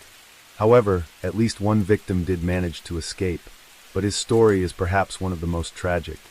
On the afternoon of May 26, 1991, while Dahmer was walking down Wisconsin Avenue, he encountered a 14-year-old Lao teenager, Konorak Synthesumphone. Unbeknown to Dahmer at the time, Konorak was the younger brother of the boy he had molested back on September 27, 1988, and for which he had received 5 years probation. Dahmer made his usual offer to Synthesumphone, money in exchange for accompanying him to his apartment to pose for Polaroid pictures. Initially reluctant, Konorak seemingly changed his mind and went with Dahmer to apartment 213, where he posed for 2 pictures in his underwear before Dahmer slipped him some sleeping pills. Before he fell unconscious, Dahmer led the boy into his bedroom. There, laid out naked on the floor, was the body of Tony Hughes, whom Dahmer had killed 3 days earlier. Dahmer later claimed he believed that Synthesumphone saw this body, yet the boy did not react to seeing the bloated corpse, most likely because the sleeping pill had already started to take effect. After drugging him, Dahmer performed oral sex as he lay unconscious. As part of his desire to ensure a completely submissive partner, Dahmer drilled a single narrow hole into the crown of Konorak's skull, through which he injected hydrochloric acid into the frontal lobe. Dahmer then drank several beers as he lay alongside the comatose boy. At some point he fell asleep, then woke and left the apartment where he drank at a bar and then purchased more alcohol at a local store. Unknown to Dahmer, shortly after he left his apartment, Konorak Synthesumphone began to regain consciousness and managed to rise to his feet and, naked and disorientated, opened the door and walked outside. At just before 2 a.m., a young woman, Sandra Smith, called 911 to report that a boy was running around but naked, and she didn't know who he was but that he was injured and terrified. Not long after, a tall blonde man arrived and walked over to where Synthesumphone was sitting naked on the corner of 25th and State, talking in Lao, with 3 distressed young women standing near him. The man told the women, Smith, her friend, and her cousin Nicole Childress, that the boy, whom he referred to by his alias, Johnny Mung, was his friend. The man then attempted to lead the boy away in the direction of his apartment. The 3 women tried to dissuade Dahmer, telling him they had already called 911. Paramedics were first on the scene and placed a blanket around the dazed and confused boy before 2 police officers, John Balserzak and Joseph Gabrish, arrived. Soon the conversation became heated between the 3 girls, Dahmer, and the police. As the officers tried to understand what was going on with the young man of Asian descent, Dahmer told them Konorak was his 19-year-old lover who had drank too much. In order to prove it, Dahmer, his demeanor calm and appearing relaxed and convincing, showed his photo ID, telling the police the boy was his partner and that they had had a drunken quarrel. 3 women attempted to intervene, telling the police that the boy had been terrified and tried to resist the tall blonde man when he arrived. When the police ignored the women, they became exasperated, pointing out that the boy had blood on his testicles, was bleeding from his rectum, and seemed to be suffering from more than just alcohol. The officers observed no injuries apart from a graze to Konorak's knee, and told one of the women to shut the hell up. When she tried to interfere again, she was told to butt out. Shortly after the arrival of the Milwaukee police officers, 3 members of the Milwaukee Fire Department arrived and examined the boy for injuries at the insistence of the women. One of them believed Konarak required treatment, but the police officers directed the 3 firemen to leave. Soon after, a 3rd police officer, Richard Perubkin, arrived at the scene. The 3 policemen escorted Dahmer and sent the sumphone back to Dahmer's apartment, during which Dahmer commented on the high crime in the neighborhood, while simultaneously praising the Milwaukee Police Department. When they arrived, they found that although the apartment smelled bad, it was kept neat and tidy. They could see that Konarak's clothing was there, folded and placed on the sofa, along with a couple of Polaroid photographs of him in black bikini briefs. While they looked around, Konarak sat quietly on the sofa, seemingly unable to talk intelligently, or even able to understand what was happening. Dahmer apologized for the trouble his lover had caused. He promised the police it wouldn't happen again, and they believed his assurances. For all intents and purposes, they had no reason to disbelieve him. He appeared intelligent, calm, polite, well-spoken, and courteous. His partner, however, seemed drunk and incoherent. Not wanting to get in the middle of a domestic dispute between homosexual lovers, they left the apartment with Konarak's synthesumphone sitting quietly on the sofa. Later, Officer Balcerzak said he smelled nothing unusual. Gabrish claimed he noted a strange scent, reminiscent of excrement, inside the apartment. This odor was emanating from Dahmer's bedroom, where the decomposing body of Tony Hughes was still lying naked on the floor. The only time the police made any effort to investigate the smell was when one officer peeked his head around the bedroom, but really didn't take a good look. As they walked outside of the apartment, Dahmer told them he would take good care of his partner. The officers left, believing they had more pressing matters to attend to, and later listed the incident as a domestic dispute. Once he was alone with synthesumphone, Dahmer again injected hydrochloric acid into his brain. This time it proved fatal, and Dahmer proceeded to have sex with the corpse. The next day he took a day's leave from work, so he could devote that time to the dismemberment and disposal of the bodies of Tony Hughes and Konarak's synthesumphone. As with some of his previous victims, he retained the skulls of both for his growing collection. When officers Balcerzak and Gabrish radioed their dispatch unit, a recording of which reveals evident laughter from one or more of their colleagues after one of the officers informed them, intoxicated, Asian, naked male was returned to his sober boyfriend. "My partner is going to get deloused at the station." When the 3 girls went home, they told Smith's mother, 36-year-old Glenda Cleveland, who lived next to the Oxford apartments where Dahmer resided. Cleveland later called police to find out what happened to the Asian boy. "It wasn't a child. It was an adult," the officer said. Cleveland continued to ask questions. The officer then told her, "Ma'am, I can't make it any more clear. It's all taken care of. He's with his boyfriend, and in his boyfriend's apartment. It's as positive as I can be. I can't do anything about somebody's sexual preferences in life." A couple of days later, Cleveland read a newspaper article about the disappearance of a Laotian boy named Konarak synthesumphone. He looked like the boy that had been seen trying to escape from Jeffrey Dahmer, and so she called the officers back. They never sent anybody to talk with her. Cleveland even tried contacting the Milwaukee office of the FBI, but nothing came of it.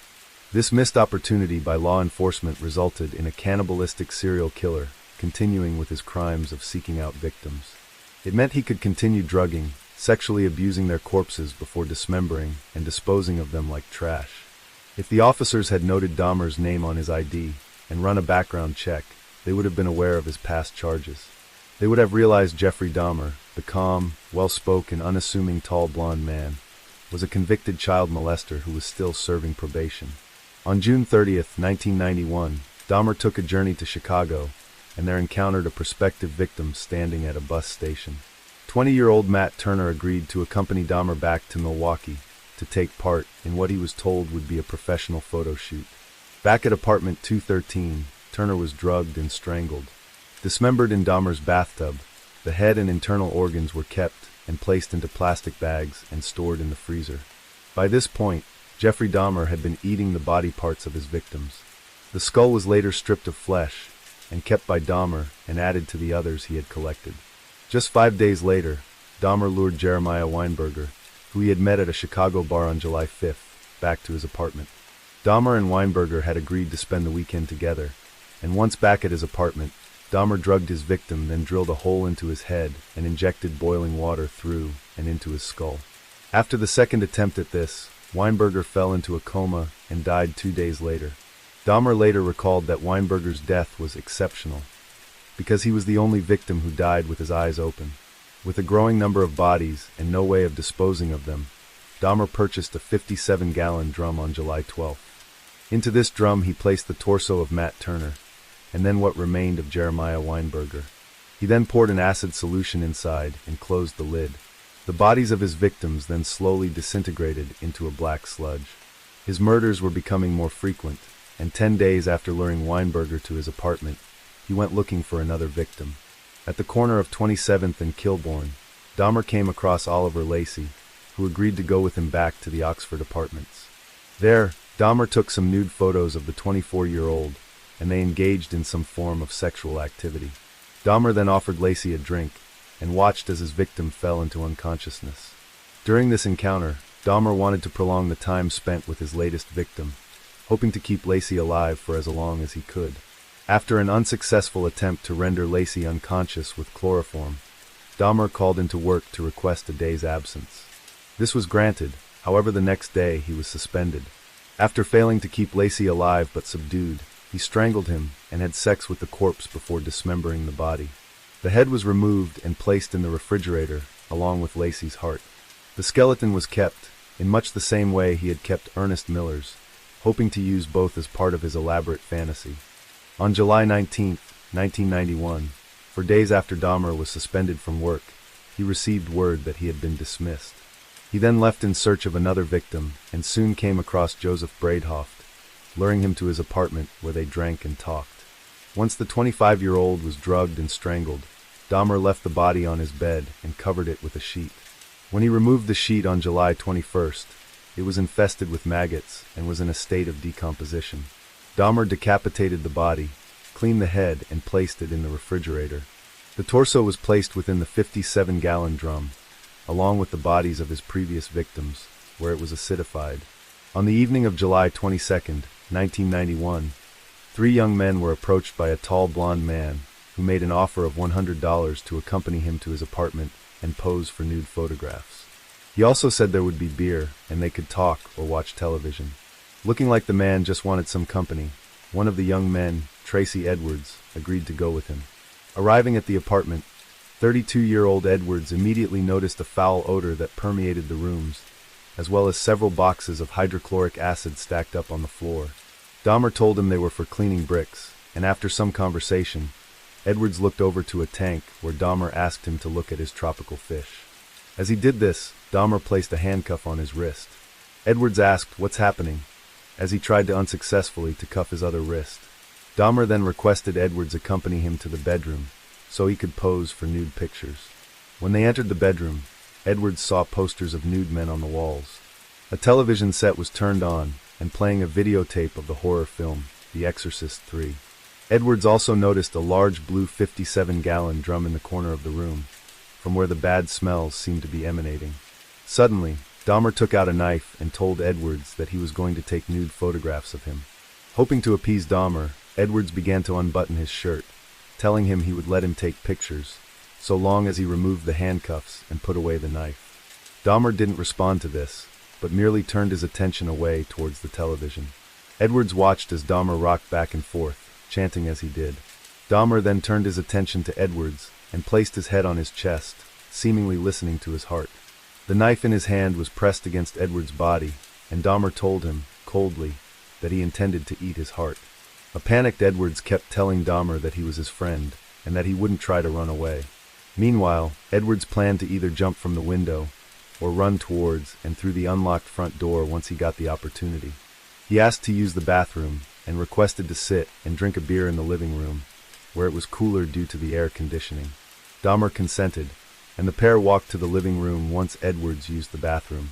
When they were in the living room, Edwards waited until he saw that Dahmer had a momentary lapse of concentration and requested to use the bathroom again.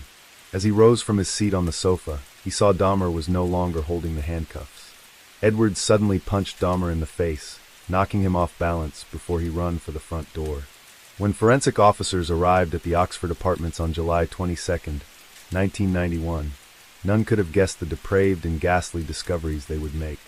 Inside the refrigerator, they saw the decapitated head of a young black man. Within the freezer, there were 3 more heads, all neatly stored in plastic bags and tied with plastic twisties.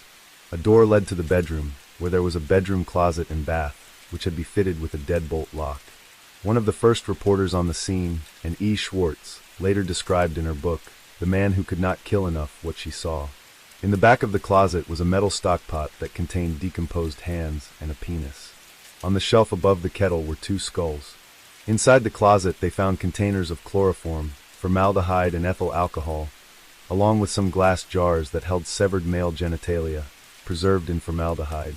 The drawer into which Milwaukee police officer Rolf Mueller looked into contained a total of 74 Polaroid photographs, depicting Dahmer's victims in various stages of their deaths. One showed the head of a man, with the flesh still intact, lying in a sink. Another displayed a victim who had been cut open from the neck to the groin, much like how a deer is gutted after a kill. The cuts appeared so clean, the pelvic bone could clearly be seen. Some of the photos showed the victims in various erotic poses, and some in bondage. In a tray inside the refrigerator, investigators found collected blood drippings, along with 2 human hearts, and a portion of muscle from a male's arm, each of which had been wrapped in plastic bags upon the shelf. Along with the 3 heads in the freezer was a complete torso, along with a bag of human organs. When looking at the bottom of the freezer, they saw that flesh had stuck to the ice. As well as the 4 severed heads in the kitchen, another 7 skulls were found, some painted, some bleached, were found in Dahmer's bedroom inside a closet. Elsewhere, they came across 2 entire skeletons, a pair of severed hands, 2 severed and preserved penises, and a mummified scalp. Apartment 213 was a house of horrors, containing the remains of many different people, each slaughtered and dismembered. For the forensic officers who searched the apartment, it must have been reminiscent of the discovery of necrophile Ed Gain's crimes at his Wisconsin farmstead, which contained an assortment of human remains. The 57-gallon drum in Jeffrey Dahmer's bedroom was found to contain 3 further dismembered torsos dissolving in an acid solution. It was removed by private contractors from the fire department's hazardous materials unit on July 23, 1991. The sheer number of body parts found in Dahmer's apartment caused the chief medical examiner to state, "It was more like dismantling someone's museum than an actual crime scene." When news of the gruesome discoveries at the home of Jeffrey Dahmer began to filter out through the press, members of the public, the Milwaukee authorities, families of the missing victims, and even Jeffrey Dahmer's own family attempted to understand what exactly had transpired within apartment 213 at the Oxford apartments. Shortly after his arrest, during the early hours of July 23, 1991, Dahmer was questioned by police about the discoveries in his apartment. Detective Patrick Kennedy, and later Detective Dennis Murphy, conducted the interviews with Dahmer, which totaled over 60 hours, during which Dahmer waived his right to have a lawyer present for these interrogations. He insisted he wanted to confess to his crimes, telling detectives he had created this horror, and it only makes sense I do everything to put an end to it. He went on to explain how he had murdered 16 young men in Wisconsin from 1987 until his arrest, along with a further murder, that of his first murder of Stephen Hicks, committed in Ohio in 1978. He went into great detail, explaining the process he had developed and refined in taking the lives of the young men he had lured home. Once his victims were rendered unconscious, he told of strangling them with either a leather strap of his bare hands. Some died from the injecting of acid or boiling water directly into their brains. Once dead, he always engaged in sex with the body, fully satisfying his necrophiliac desires. The dismemberment that followed had taken place in the bathroom of Dahmer's apartment, where he drained their blood into his bathtub, before removing any organs he wished to keep, then paring the flesh from the body. The organs he wished to retain were bagged and stored in his freezer, he told the officers, for later consumption. Dahmer confessed to eating the various organs and body parts of some of his victims. He would eat the hearts, liver, biceps, and portions of thigh. These body parts were from victims Raymond Smith, Ernest Miller, and Oliver Lacey, whose dissected remains Dahmer tenderized before consuming. Dahmer said he purchased this meat tenderizer after attempting to consume the thigh muscle of one victim, and discovering the flesh was so tough he could hardly chew it. In preparing the organs and flesh of his victims, Dahmer added various condiments to bring out the flavor, in much the same way a chef would prepare an ordinary meal. When asked by his interrogators why he decided to consume the bodies of his victims, Dahmer told them he had initially only wanted to taste a portion of his victims, out of curiosity. However, as he committed more and more killings, it became part of his ritual. He added, "I suppose, in an odd way, it made me feel they were even more a permanent part of me." The bones he wanted to dispose of were often pulverized with a sledgehammer, while those he wished to keep were preserved and acidified with soilax and bleach solutions. It was usually the heads of his victims that Dahmer kept, and once the flesh was removed, he painted some gray and kept them as ghoulish souvenirs. When asked why he kept the skulls of 7 of his victims, along with the entire skeletons of 2, Dahmer explained a fantasy he wished to realize. As the shocked detectives listened in disbelief, he told how he intended to create a shrine to his victims, a private altar, upon which he would display the trophies of his crimes. Atop a black table, Dahmer said he would place incense sticks at each end, a large blue lamp with extending blue globe lights above, and the skulls of his victims placed in a row. Either end would stand the complete skeletons of 2 victims.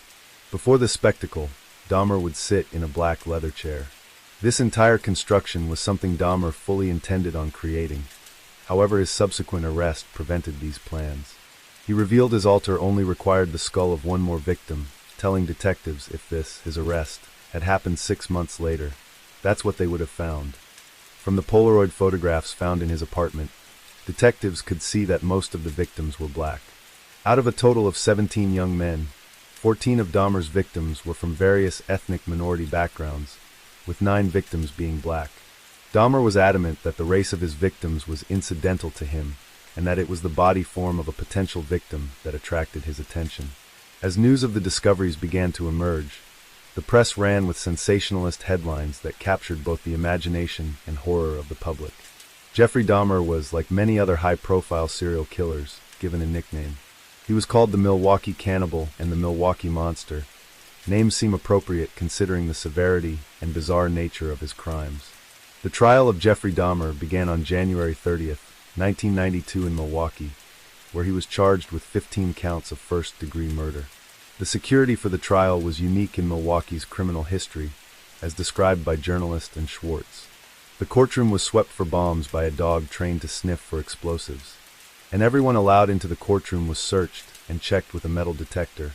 In the courtroom, an 8-foot-high barrier was constructed from bullet-resistant glass and steel, designed to isolate Dahmer from the gallery. Schwartz had one of the 23 seats for reporters, while 34 were reserved for the families of Dahmer's victims.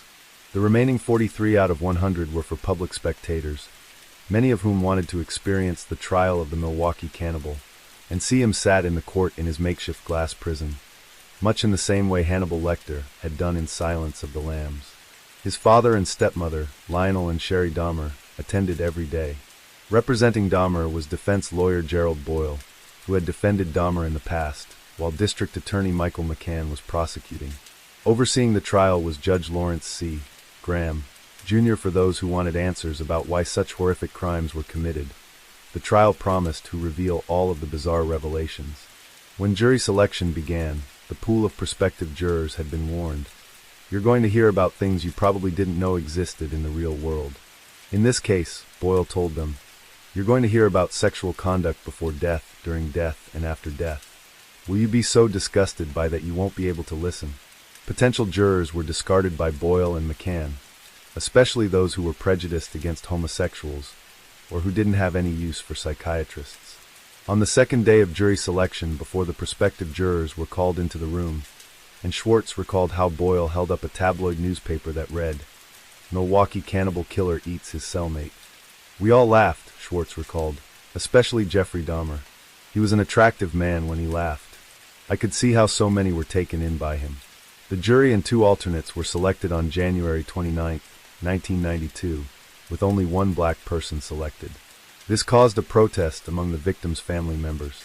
Through the discovery that most of Dahmer's victims had been black, the entire case had polarized the community along racial lines. Along with Glenda Cleveland's story about the Milwaukee Police Department's failure to adequately protect Conorak's synthesumphone, the mostly white jury only served as another example of what many perceived as racial injustice. In a shocking twist, Dahmer changed his plea to guilty before the trial began, on January 13, 1992. This was against the advice of his lawyer, and Dahmer insisted that he was insane. He had waived his rights to a trial, intended to establish his guilt, and now the focus of the proceedings were shifted to establishing Dahmer's sanity. Don Davis in his book, The Milwaukee Murders, said, "The declaration turned the case on its head. Now, instead of having to prove his man did not commit the murders, defense attorney Gerald Boyle would unroll one of the goriest tapestries ever seen in an American courtroom. His task was to convince the jury that Dahmer was crazy, because only an insane person would do the things he did.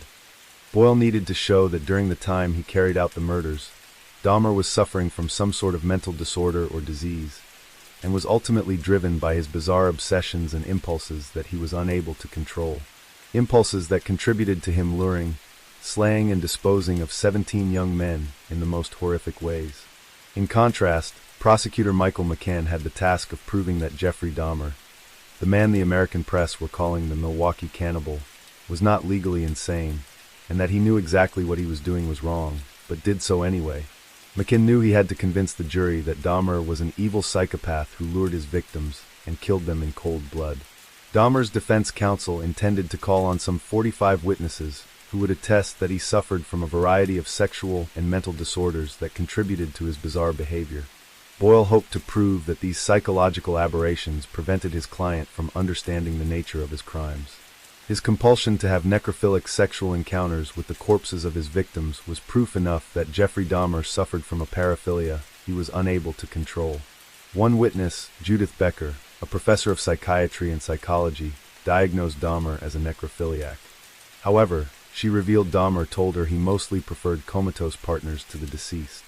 Forensic psychiatrist Carl Wallstrom testified before the court that he had diagnosed Dahmer with necrophilia, borderline personality disorder, schizotypal personality disorder, alcohol dependence, and a psychotic disorder. For Boyle, the question he put to the jury centered around the discussion of whether Dahmer was evil or sick. For the court, every ghastly detail of what Dahmer did to his victims, and the nightmarish details of the dismemberment, the cannibalism, the attempted lobotomy, were, as far as Boyle was concerned, fair game. His goal as Dahmer's defense attorney was to convince the jury that such acts, and even thoughts pertaining to such crimes, did not occur within a sane person. If the jury had adjourned at that time and taken Boyle's words into consideration, they might have agreed with Jeffrey Dahmer's insanity defense. However, it was now the turn of the prosecution and District Attorney Michael McCann to present his case. He began by telling the jury that Dahmer was a master manipulator. He was a deceiver who knew exactly what he was doing every step of the way, able to turn his urges on and off as easily as flipping a light switch. Did he attack other soldiers while he was in the Army? Other students while at Ohio State University? The deaths, he said, were not the acts of a madman, but the result of meticulous planning. Dahmer's 160-page confession was read out to the court by two detectives taking turns. It contained the catalog of sexual perversions he had committed. Detective Dennis Murphy stated that Dahmer felt a tremendous amount of guilt because of his actions. He felt thoroughly evil. Then he quoted from Dahmer's own confession, "It's hard for me to believe that a human being could have done what I've done, but I know that I did it." He claimed that his fear of being caught was overwhelmed by his excitement of being completely in control. The prosecution in turn called their own experts. Testimony from Fred Fostel attempted to prove that Dahmer suffered from no mental disease at the time of the murders, but rather painted him as a cunning and calculating killer who knew the difference between right and wrong. Fostel contended that he possessed the ability to control his actions, but was dictated by his overpowering lust. Forensic psychiatrist Park Dietz offered an assessment that, in his opinion, Dahmer did not suffer from any form of mental disease of defect at the time of the murders, stating Dahmer went to great lengths to be alone with his victim and to have no witnesses. He believed there was sufficient evidence that Dahmer prepared for the murder beforehand. Dietz believed Dahmer's need to consume alcohol prior to committing the murders was a significant factor. His need to become intoxicated meant, if he had an impulse to kill or a compulsion to kill, Dietz testified, he wouldn't have to drink alcohol to overcome it. He only has to drink alcohol to overcome it because he is inhibited against killing. It was noted by Dietz that Dahmer's favorite film was The Exorcist 3, and he closely identified with Darth Vader, the villain in the science fiction movie Return of the Jedi. It was noted that he enjoyed the level of power this character and others like him held. He said Dahmer would often watch these films before venturing out in search of victims. The courtroom had become a battleground for psychiatrists and psychologists over whether Jeffrey Dahmer was legally responsible and in control of his actions. The testimonies and cross-examination of these experts seemed to confuse the jury.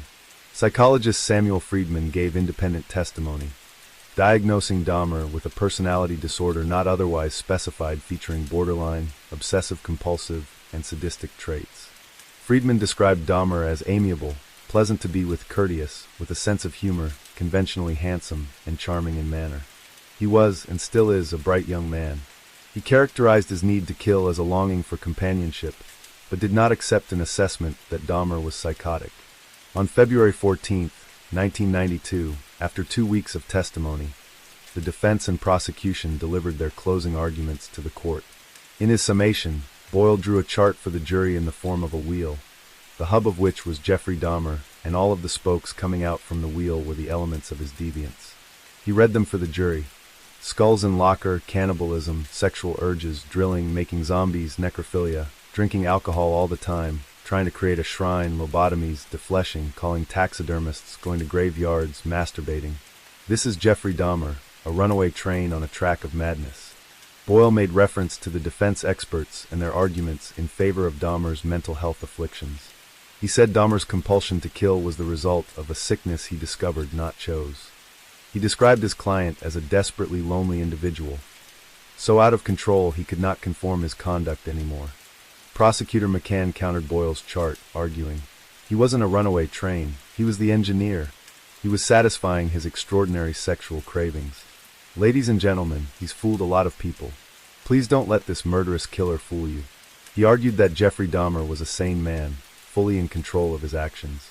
He said that evidence of this was his ability to avoid detection, and described Dahmer as a cold and calculating individual, who killed his victims to gain power and control over their bodies, so he could enjoy the prolonged periods of sexual pleasure that he so desperately craved. It was McCann's opinion that Dahmer's attempt to plead guilty, but insane to the charges, showed that he was looking to escape responsibility for his heinous crimes. The jury deliberated for 5 hours before giving their verdict.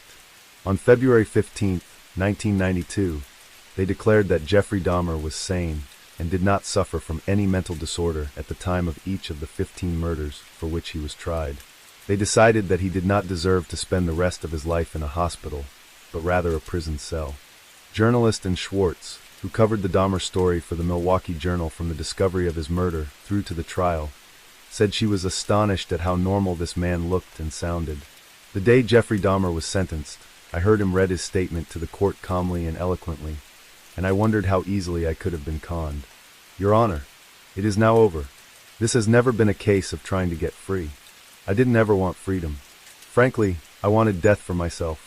This was a case to tell the world that I did what I did, but not for reasons of hate.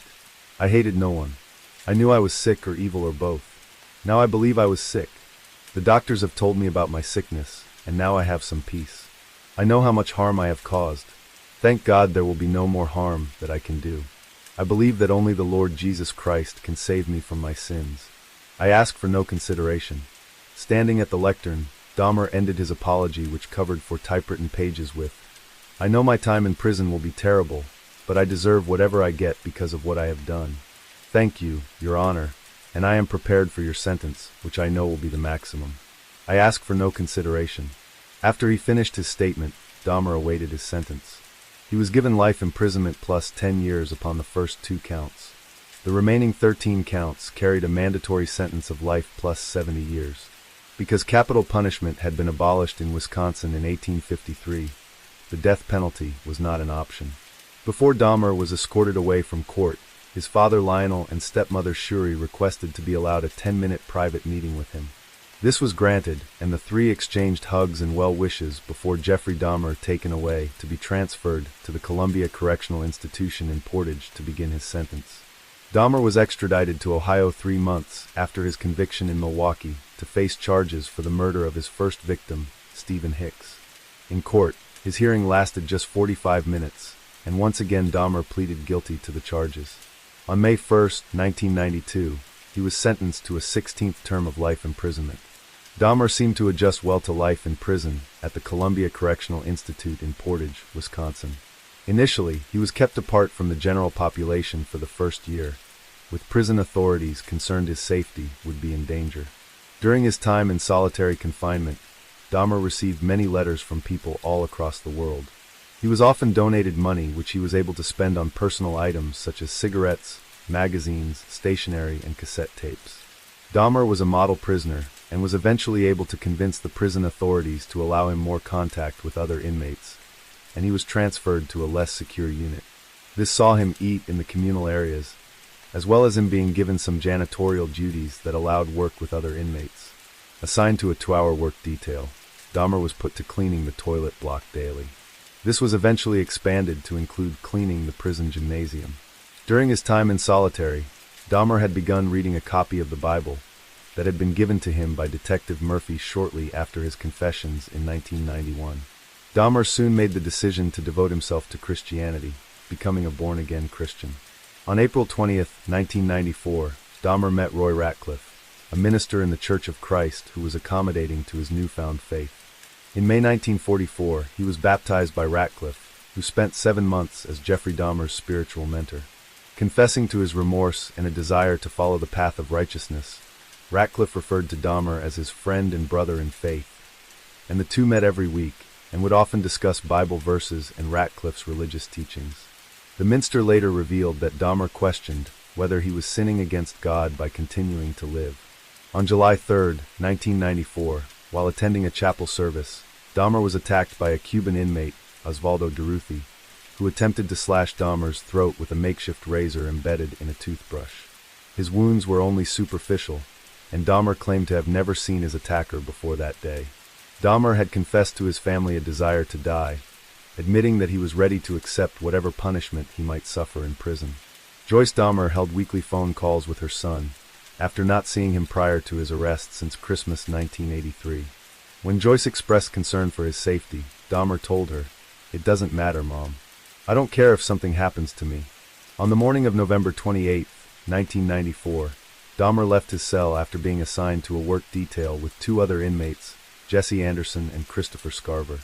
The 3 were left alone and unsupervised by guards in the showers of the prison gymnasium.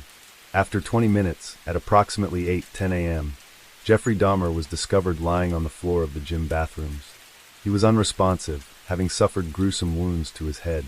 A 20-inch metal bar was nearby, used to bludgeon him about the head and face. Blood on the wall indicated that Dahmer's head had been repeatedly struck against it during the assault. Although still breathing, he was declared dead an hour later at 9:11 a.m. One of the other prisoners, Jesse Anderson, was found nearby having also been bludgeoned. Although he was still alive, he died 2 days later after doctors at the University of Wisconsin Hospital in Madison removed him from life support. The 3rd inmate, Christopher Scarver, returned to his cell. There, he informed a guard, "God told me to do it. Jesse Anderson and Jeffrey Dahmer are dead." Scarver, a black messianic delusional schizophrenic who thought he was the son of God after hearing voices calling him the chosen one, was serving a sentence for first-degree murder after he shot and killed Steve Lohman on June 1, 1990. It is not difficult to understand how Scarver, a black man, viewed both Jesse Anderson, who murdered his wife and blamed it on a black man, and Jeffrey Dahmer, who had butchered his victims, most of whom were African Americans. The decision to place the 3 men together on a work detail had proven disastrous. From Scarver, the prison authorities learned what had happened that morning. After a confrontation with Dahmer and Anderson, Scarver went and retrieved a steel bar from the weight room, then following Dahmer to the locker room where he was cleaning, and there fatally struck him on the head. Scarver said that Dahmer did not yell or make any noise as he was attacked. He then went on to attack Anderson, bludgeoning him with the same weapon. Christopher Scarver admitted to the murders, but claimed he had not planned the attacks in advance, despite concealing the murder weapon in his clothing. When Dahmer's mother Joyce learned of his death, she said angrily, "Now is everybody happy?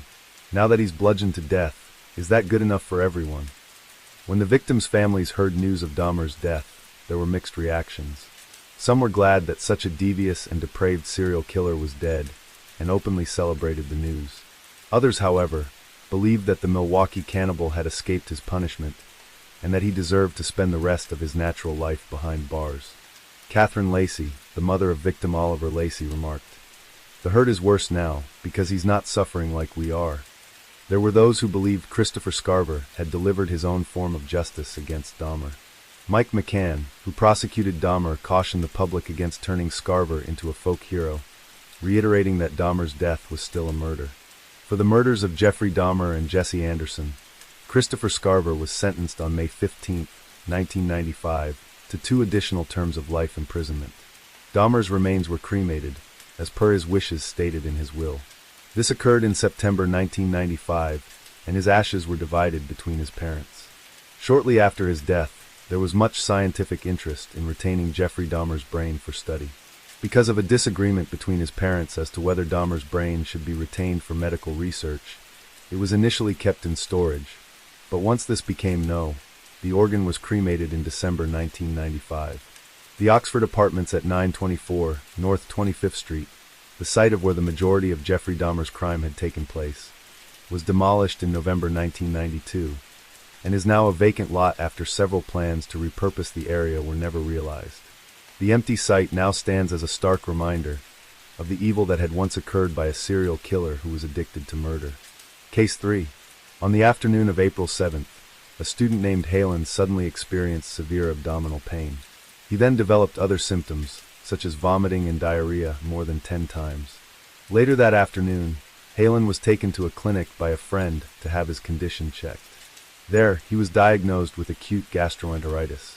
The doctors prescribed medication and gave Halen instructions on how to take it, along with dietary recommendations. He returned to the dormitory after feeling slightly better. However, by April 8th, Halen's condition worsened again. He was rushed to the hospital for emergency treatment and admitted for further examination and care. One day after being hospitalized, Halen's health deteriorated, affecting several vital bodily functions. He was then diagnosed with severe medical complications and had to undergo intensive treatment. On the morning of the 10th, during a medical consultation, doctors suspected food poisoning. However, since the hospital lacked a toxicology department, they collected 2 blood samples and a urine bag to send for further testing. On the evening of the 10th, the doctors received the test results, which showed no traces of harmful toxins in the samples. However, on the same day, Halen's condition worsened significantly. The doctors conducted another consultation and ultimately concluded that his condition was incurable. Halen was transferred to the intensive care unit at Shangya Hospital of Central South University for further monitoring. Seeing their son's worsening condition without a clear cause, Halen's parents took the remaining half of the blood sample for additional testing. Later, his parents asked friends in the medical field to help analyze the test results.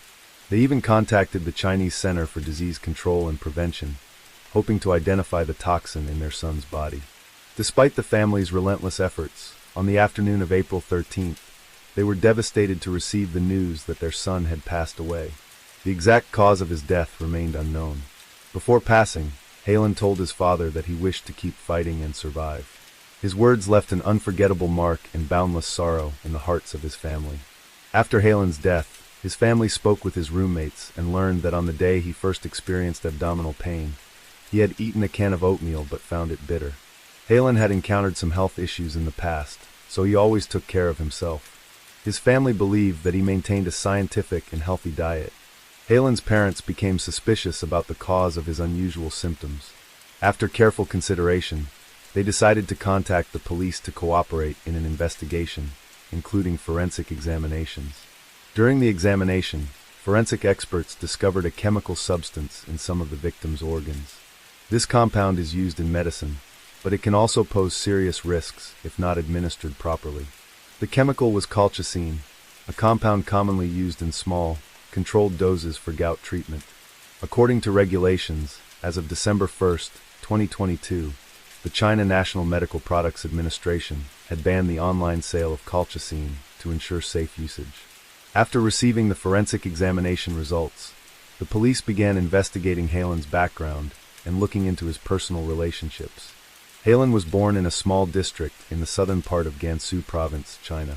He was the second child in a family of 3 siblings. Halen's parents had endured years of hard labor. Eventually, after saving up some money, they managed to open a hardware and construction materials store, which became the family's primary source of income. Halen was very devoted to his parents. He helped them plan promotional campaigns to attract customers. Despite his busy academic schedule, he often visited the store to assist with customers and even handle deliveries. Among his siblings, Halen was the most sociable, with many friends due to his easygoing nature and his tendency to avoid conflicts. His relatives and friends even gave him the nickname the Good Guy. During his senior year of high school, while preparing for the university entrance exams, Halen underwent physical changes due to academic pressure and an unstable lifestyle. He gained nearly 20 kilograms. Because of this, after being admitted to the law department of Shangtan University, Halen started jogging and exercising. He took great care of himself and was gifted a fitness membership card worth several hundred yuan per year. Just like in his childhood, at Shangtan University, Halen was known for his cheerful, generous personality and polite manners toward everyone. Halen got along well with his dormitory roommates. They often hung out together, discussed their studies, and supported each other in solving various problems. Notably, Halen frequently invited his friends to his hometown during school breaks. His older sister even developed a close relationship with his friends. Halen once told a friend that starting from the summer break of 2024, he would simultaneously prepare his graduation thesis and study for the civil service exam. His goal was to become either a judicial assistant or a prosecutor's assistant. According to a close friend, Halen had repeatedly lent large sums of money to a classmate from a poor family. However, he never pressured his friend to repay the debt because he understood his circumstances. One of his teachers shared a special gift she received from Halen, a cartoon drawing featuring himself, the teacher, and their study group. According to several university lecturers, Halen was not only a talented student, but also a person of great character. Many believed he was bound for a bright future. Friends and acquaintances expressed their grief over Halen's sudden passing. They hoped that the police would soon uncover the truth behind the incident. Finally, after several days of investigation, the police made a discovery during their examination of Halen's dormitory. What was it that left his roommates so shocked? In Halen's dormitory room, the police found a small brown bottle.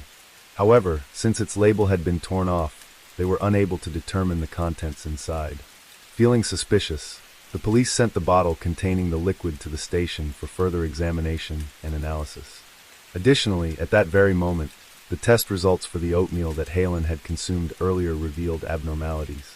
A strictly regulated chemical substance was detected in the sample. Notably, during the dormitory inspection, the police discovered several pills inside the medical bag of one of Halen's roommates. The roommate in question was Lee. According to online purchase records, the police found that 3 months before the incident, he had conducted a peculiar experiment. Specifically, Lee had told his friends that he was researching safety experiments related to kiwi fruit. He had mentioned the use of chemicals such as colchicine, which he claimed were handled in a strictly controlled environment. The chemical bottle had been labeled by Lee as 98% concentration, not for consumption, and he stated that it was intended for research purposes. During a deeper investigation, the police discovered that Lee had used an incorrect name when receiving the package. Furthermore, he had accessed 96 online documents related to the chemical. A roommate, using the alias Chow, stated that on April 6, 2024, one day before Halen consumed the oatmeal, Lee did not return to the dormitory. On the third day of Halen's hospitalization, Lee finally came back. The first thing he said was to ask Chow whether he felt any discomfort. It was then that Chow informed him about Halen's hospitalization. Despite knowing that Halen was in the hospital, Lee did not inquire about his condition. He only told Chow that he had a sore throat due to a cold and wanted to rest.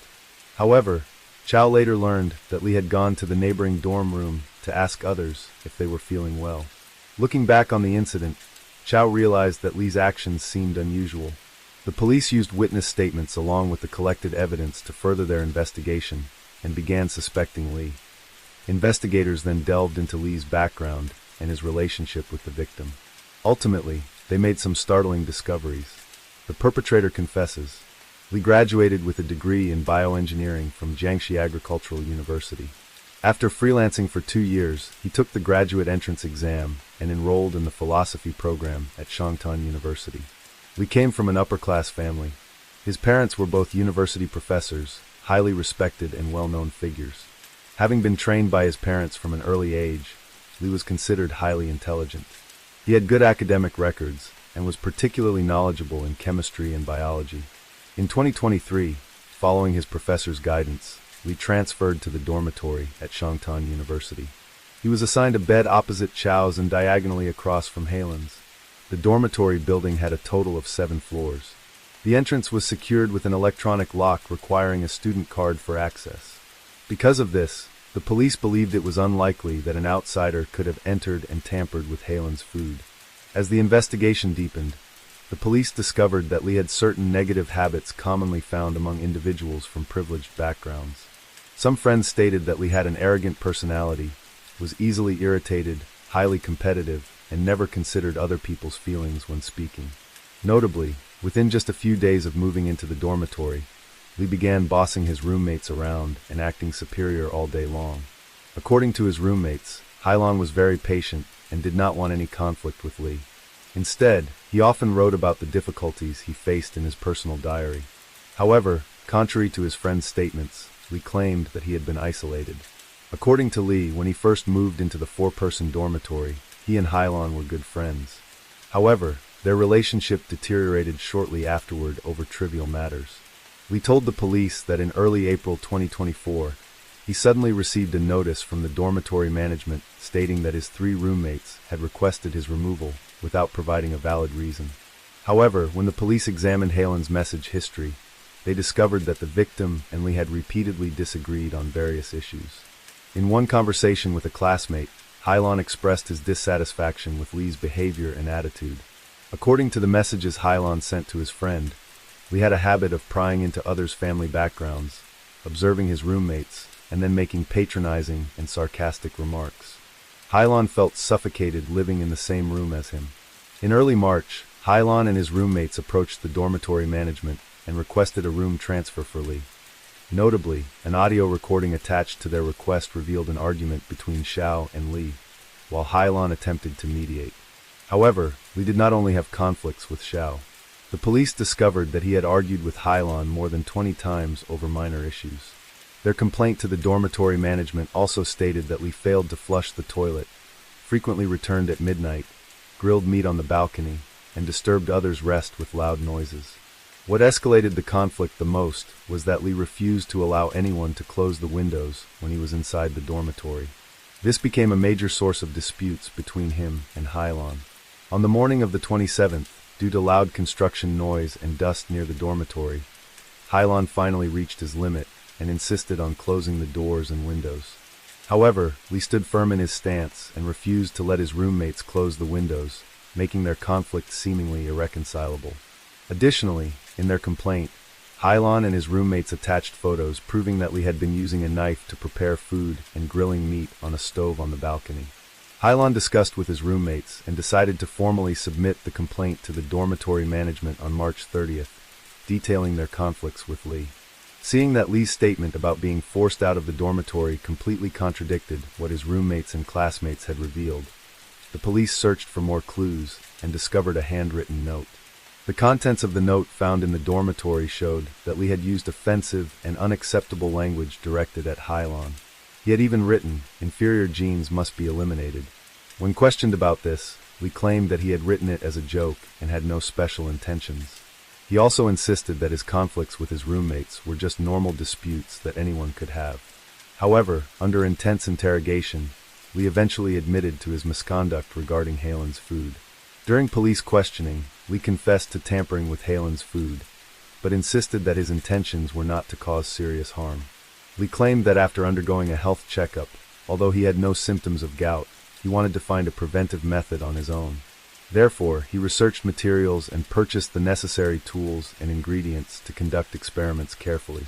When asked why he sought to develop a remedy himself, instead of purchasing medicine from a hospital, Lee explained that it was simply a personal hobby.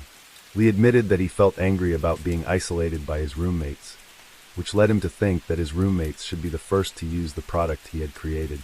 After receiving the package he ordered online, Lee tested the ingredient by dissolving a portion in water to verify its quality. He then removed the label to check the remaining information and dosage. Lee chose Xiao, the closest roommate with the best physical health, to test the product's reaction. He believed that observing this reaction would help him adjust the product for his personal use. On the day of the incident, Lee went out with his father to look for rental housing and then took a taxi back to the university. Taking advantage of an empty dormitory, he tampered with the can of oatmeal placed on Zhao's desk. Lee told the police that he could not recall the exact dosage. Initially, he had planned to test it on other products, but later changed his mind and decided to use food instead. After sealing the oatmeal container, Lee took a portion of the product with him, while carefully disposing of the remaining part. The police noticed several contradictions in Lee's statements. Particularly, as a graduate in biology, he was expected to understand the properties and safety levels of the ingredients he used. Because of this, the police deemed Lee's claim of conducting research to be completely unreasonable. Furthermore, they suspected that his target from the beginning may have been Hailong, not Zhao. The reason was that Lee and Hailong had the most frequent conflicts. The victim often opposed Lee's unreasonable decisions and demands. The police concluded that Lee's motive stemmed from long-standing conflicts with his roommate. Moreover, he showed no remorse after learning that Hailong had passed away. When confronted with the police's accusations, Lee only admitted to tampering with the food, but completely denied having any intention of causing serious harm to the victim. Nevertheless, he was prosecuted. On the morning of January 9, 2025, Lee's trial took place at the Shangtan Intermediate People's Court. The case was widely reported in the media under the name the Shangtan University Dormitory Incident. The defendant, Lee, stood before the court with a calm expression, occasionally glancing around the room as if checking who was present. According to an expert witness provided by the prosecution, if the poisoning had been detected earlier and treated properly, Hailong's chances of recovery could have been much higher. However, the delayed diagnosis led to the unfortunate outcome. During the trial, Lee did not deny tampering with the food, but insisted that he had no intention of causing serious harm. He claimed he only wanted to test the effects of the ingredient and observe his roommate's physical reaction. The prosecutor pointed out that after Hailong was hospitalized, both the university and the victim's family had asked Lee multiple times if he noticed anything unusual. However, he missed his only opportunity to admit his actions. When asked about this, Lee calmly stated in court that he was afraid at the time and had thought that if he was lucky, no one would find out. During the trial, Hailong's family expressed their deep sorrow and anger, stating that Lee had remained silent despite knowing that his roommate's health was deteriorating. They declared that they could never forgive him and demanded an appropriate punishment proportional to the severity of the case. The prosecution emphasized that Lee had a strong understanding of biology and was more knowledgeable than any of his roommates about the correct dosage standards for the ingredient he used. Therefore, his actions were believed to be intentional from the start. Additionally, the prosecution asserted that the prolonged conflict with his roommate could have been the reason behind Lee's actions toward Hailong. Given the severity of the case, the prosecutor recommended the maximum penalty under the law. The defense lawyer argued that Lee had neither the motive nor the direct intent to deliberately harm Hailong. He claimed that the defendant's actions were either negligent or indirect and should not warrant the maximum sentence. Furthermore, the defense pointed out that Lee had actively cooperated with the investigation, demonstrated a willingness to plead guilty, and showed remorse during his final interrogation. Therefore, he requested the court to reduce the sentence. However, the prosecution refuted the defense lawyer's argument. They also brought up the fact that Lee had submitted a request for a psychiatric evaluation before the trial. It was revealed that Lee's request was denied because he had no history of mental illness and was fully conscious at the time of the crime. The prosecution pointed out that in January 2024, Lee had repeatedly read news articles about chemical-related incidents on university campuses. To explain this, the defendant claimed that the news had been automatically pushed to his phone. The prosecution also accused Lee of knowing that his roommates had a habit of sharing snacks, but he firmly denied this, insisting that he was not close enough to them to be aware of such habits. In court, Lee stated that he felt remorseful and regretful for his actions. At the end of the trial, he formally apologized to the victim's family. In addition to Hailong's family, many students and professors from Shangtan University attended the trial to observe the proceedings. They believed that the case posed significant safety concerns and served as a warning about campus security. However, after 2 trials, the judge had yet to issue a verdict for Lee, as additional evidence was needed to determine whether the defendant had acted with premeditation or if it was truly an accident. This concludes the case that has sparked widespread media attention and public debate in China.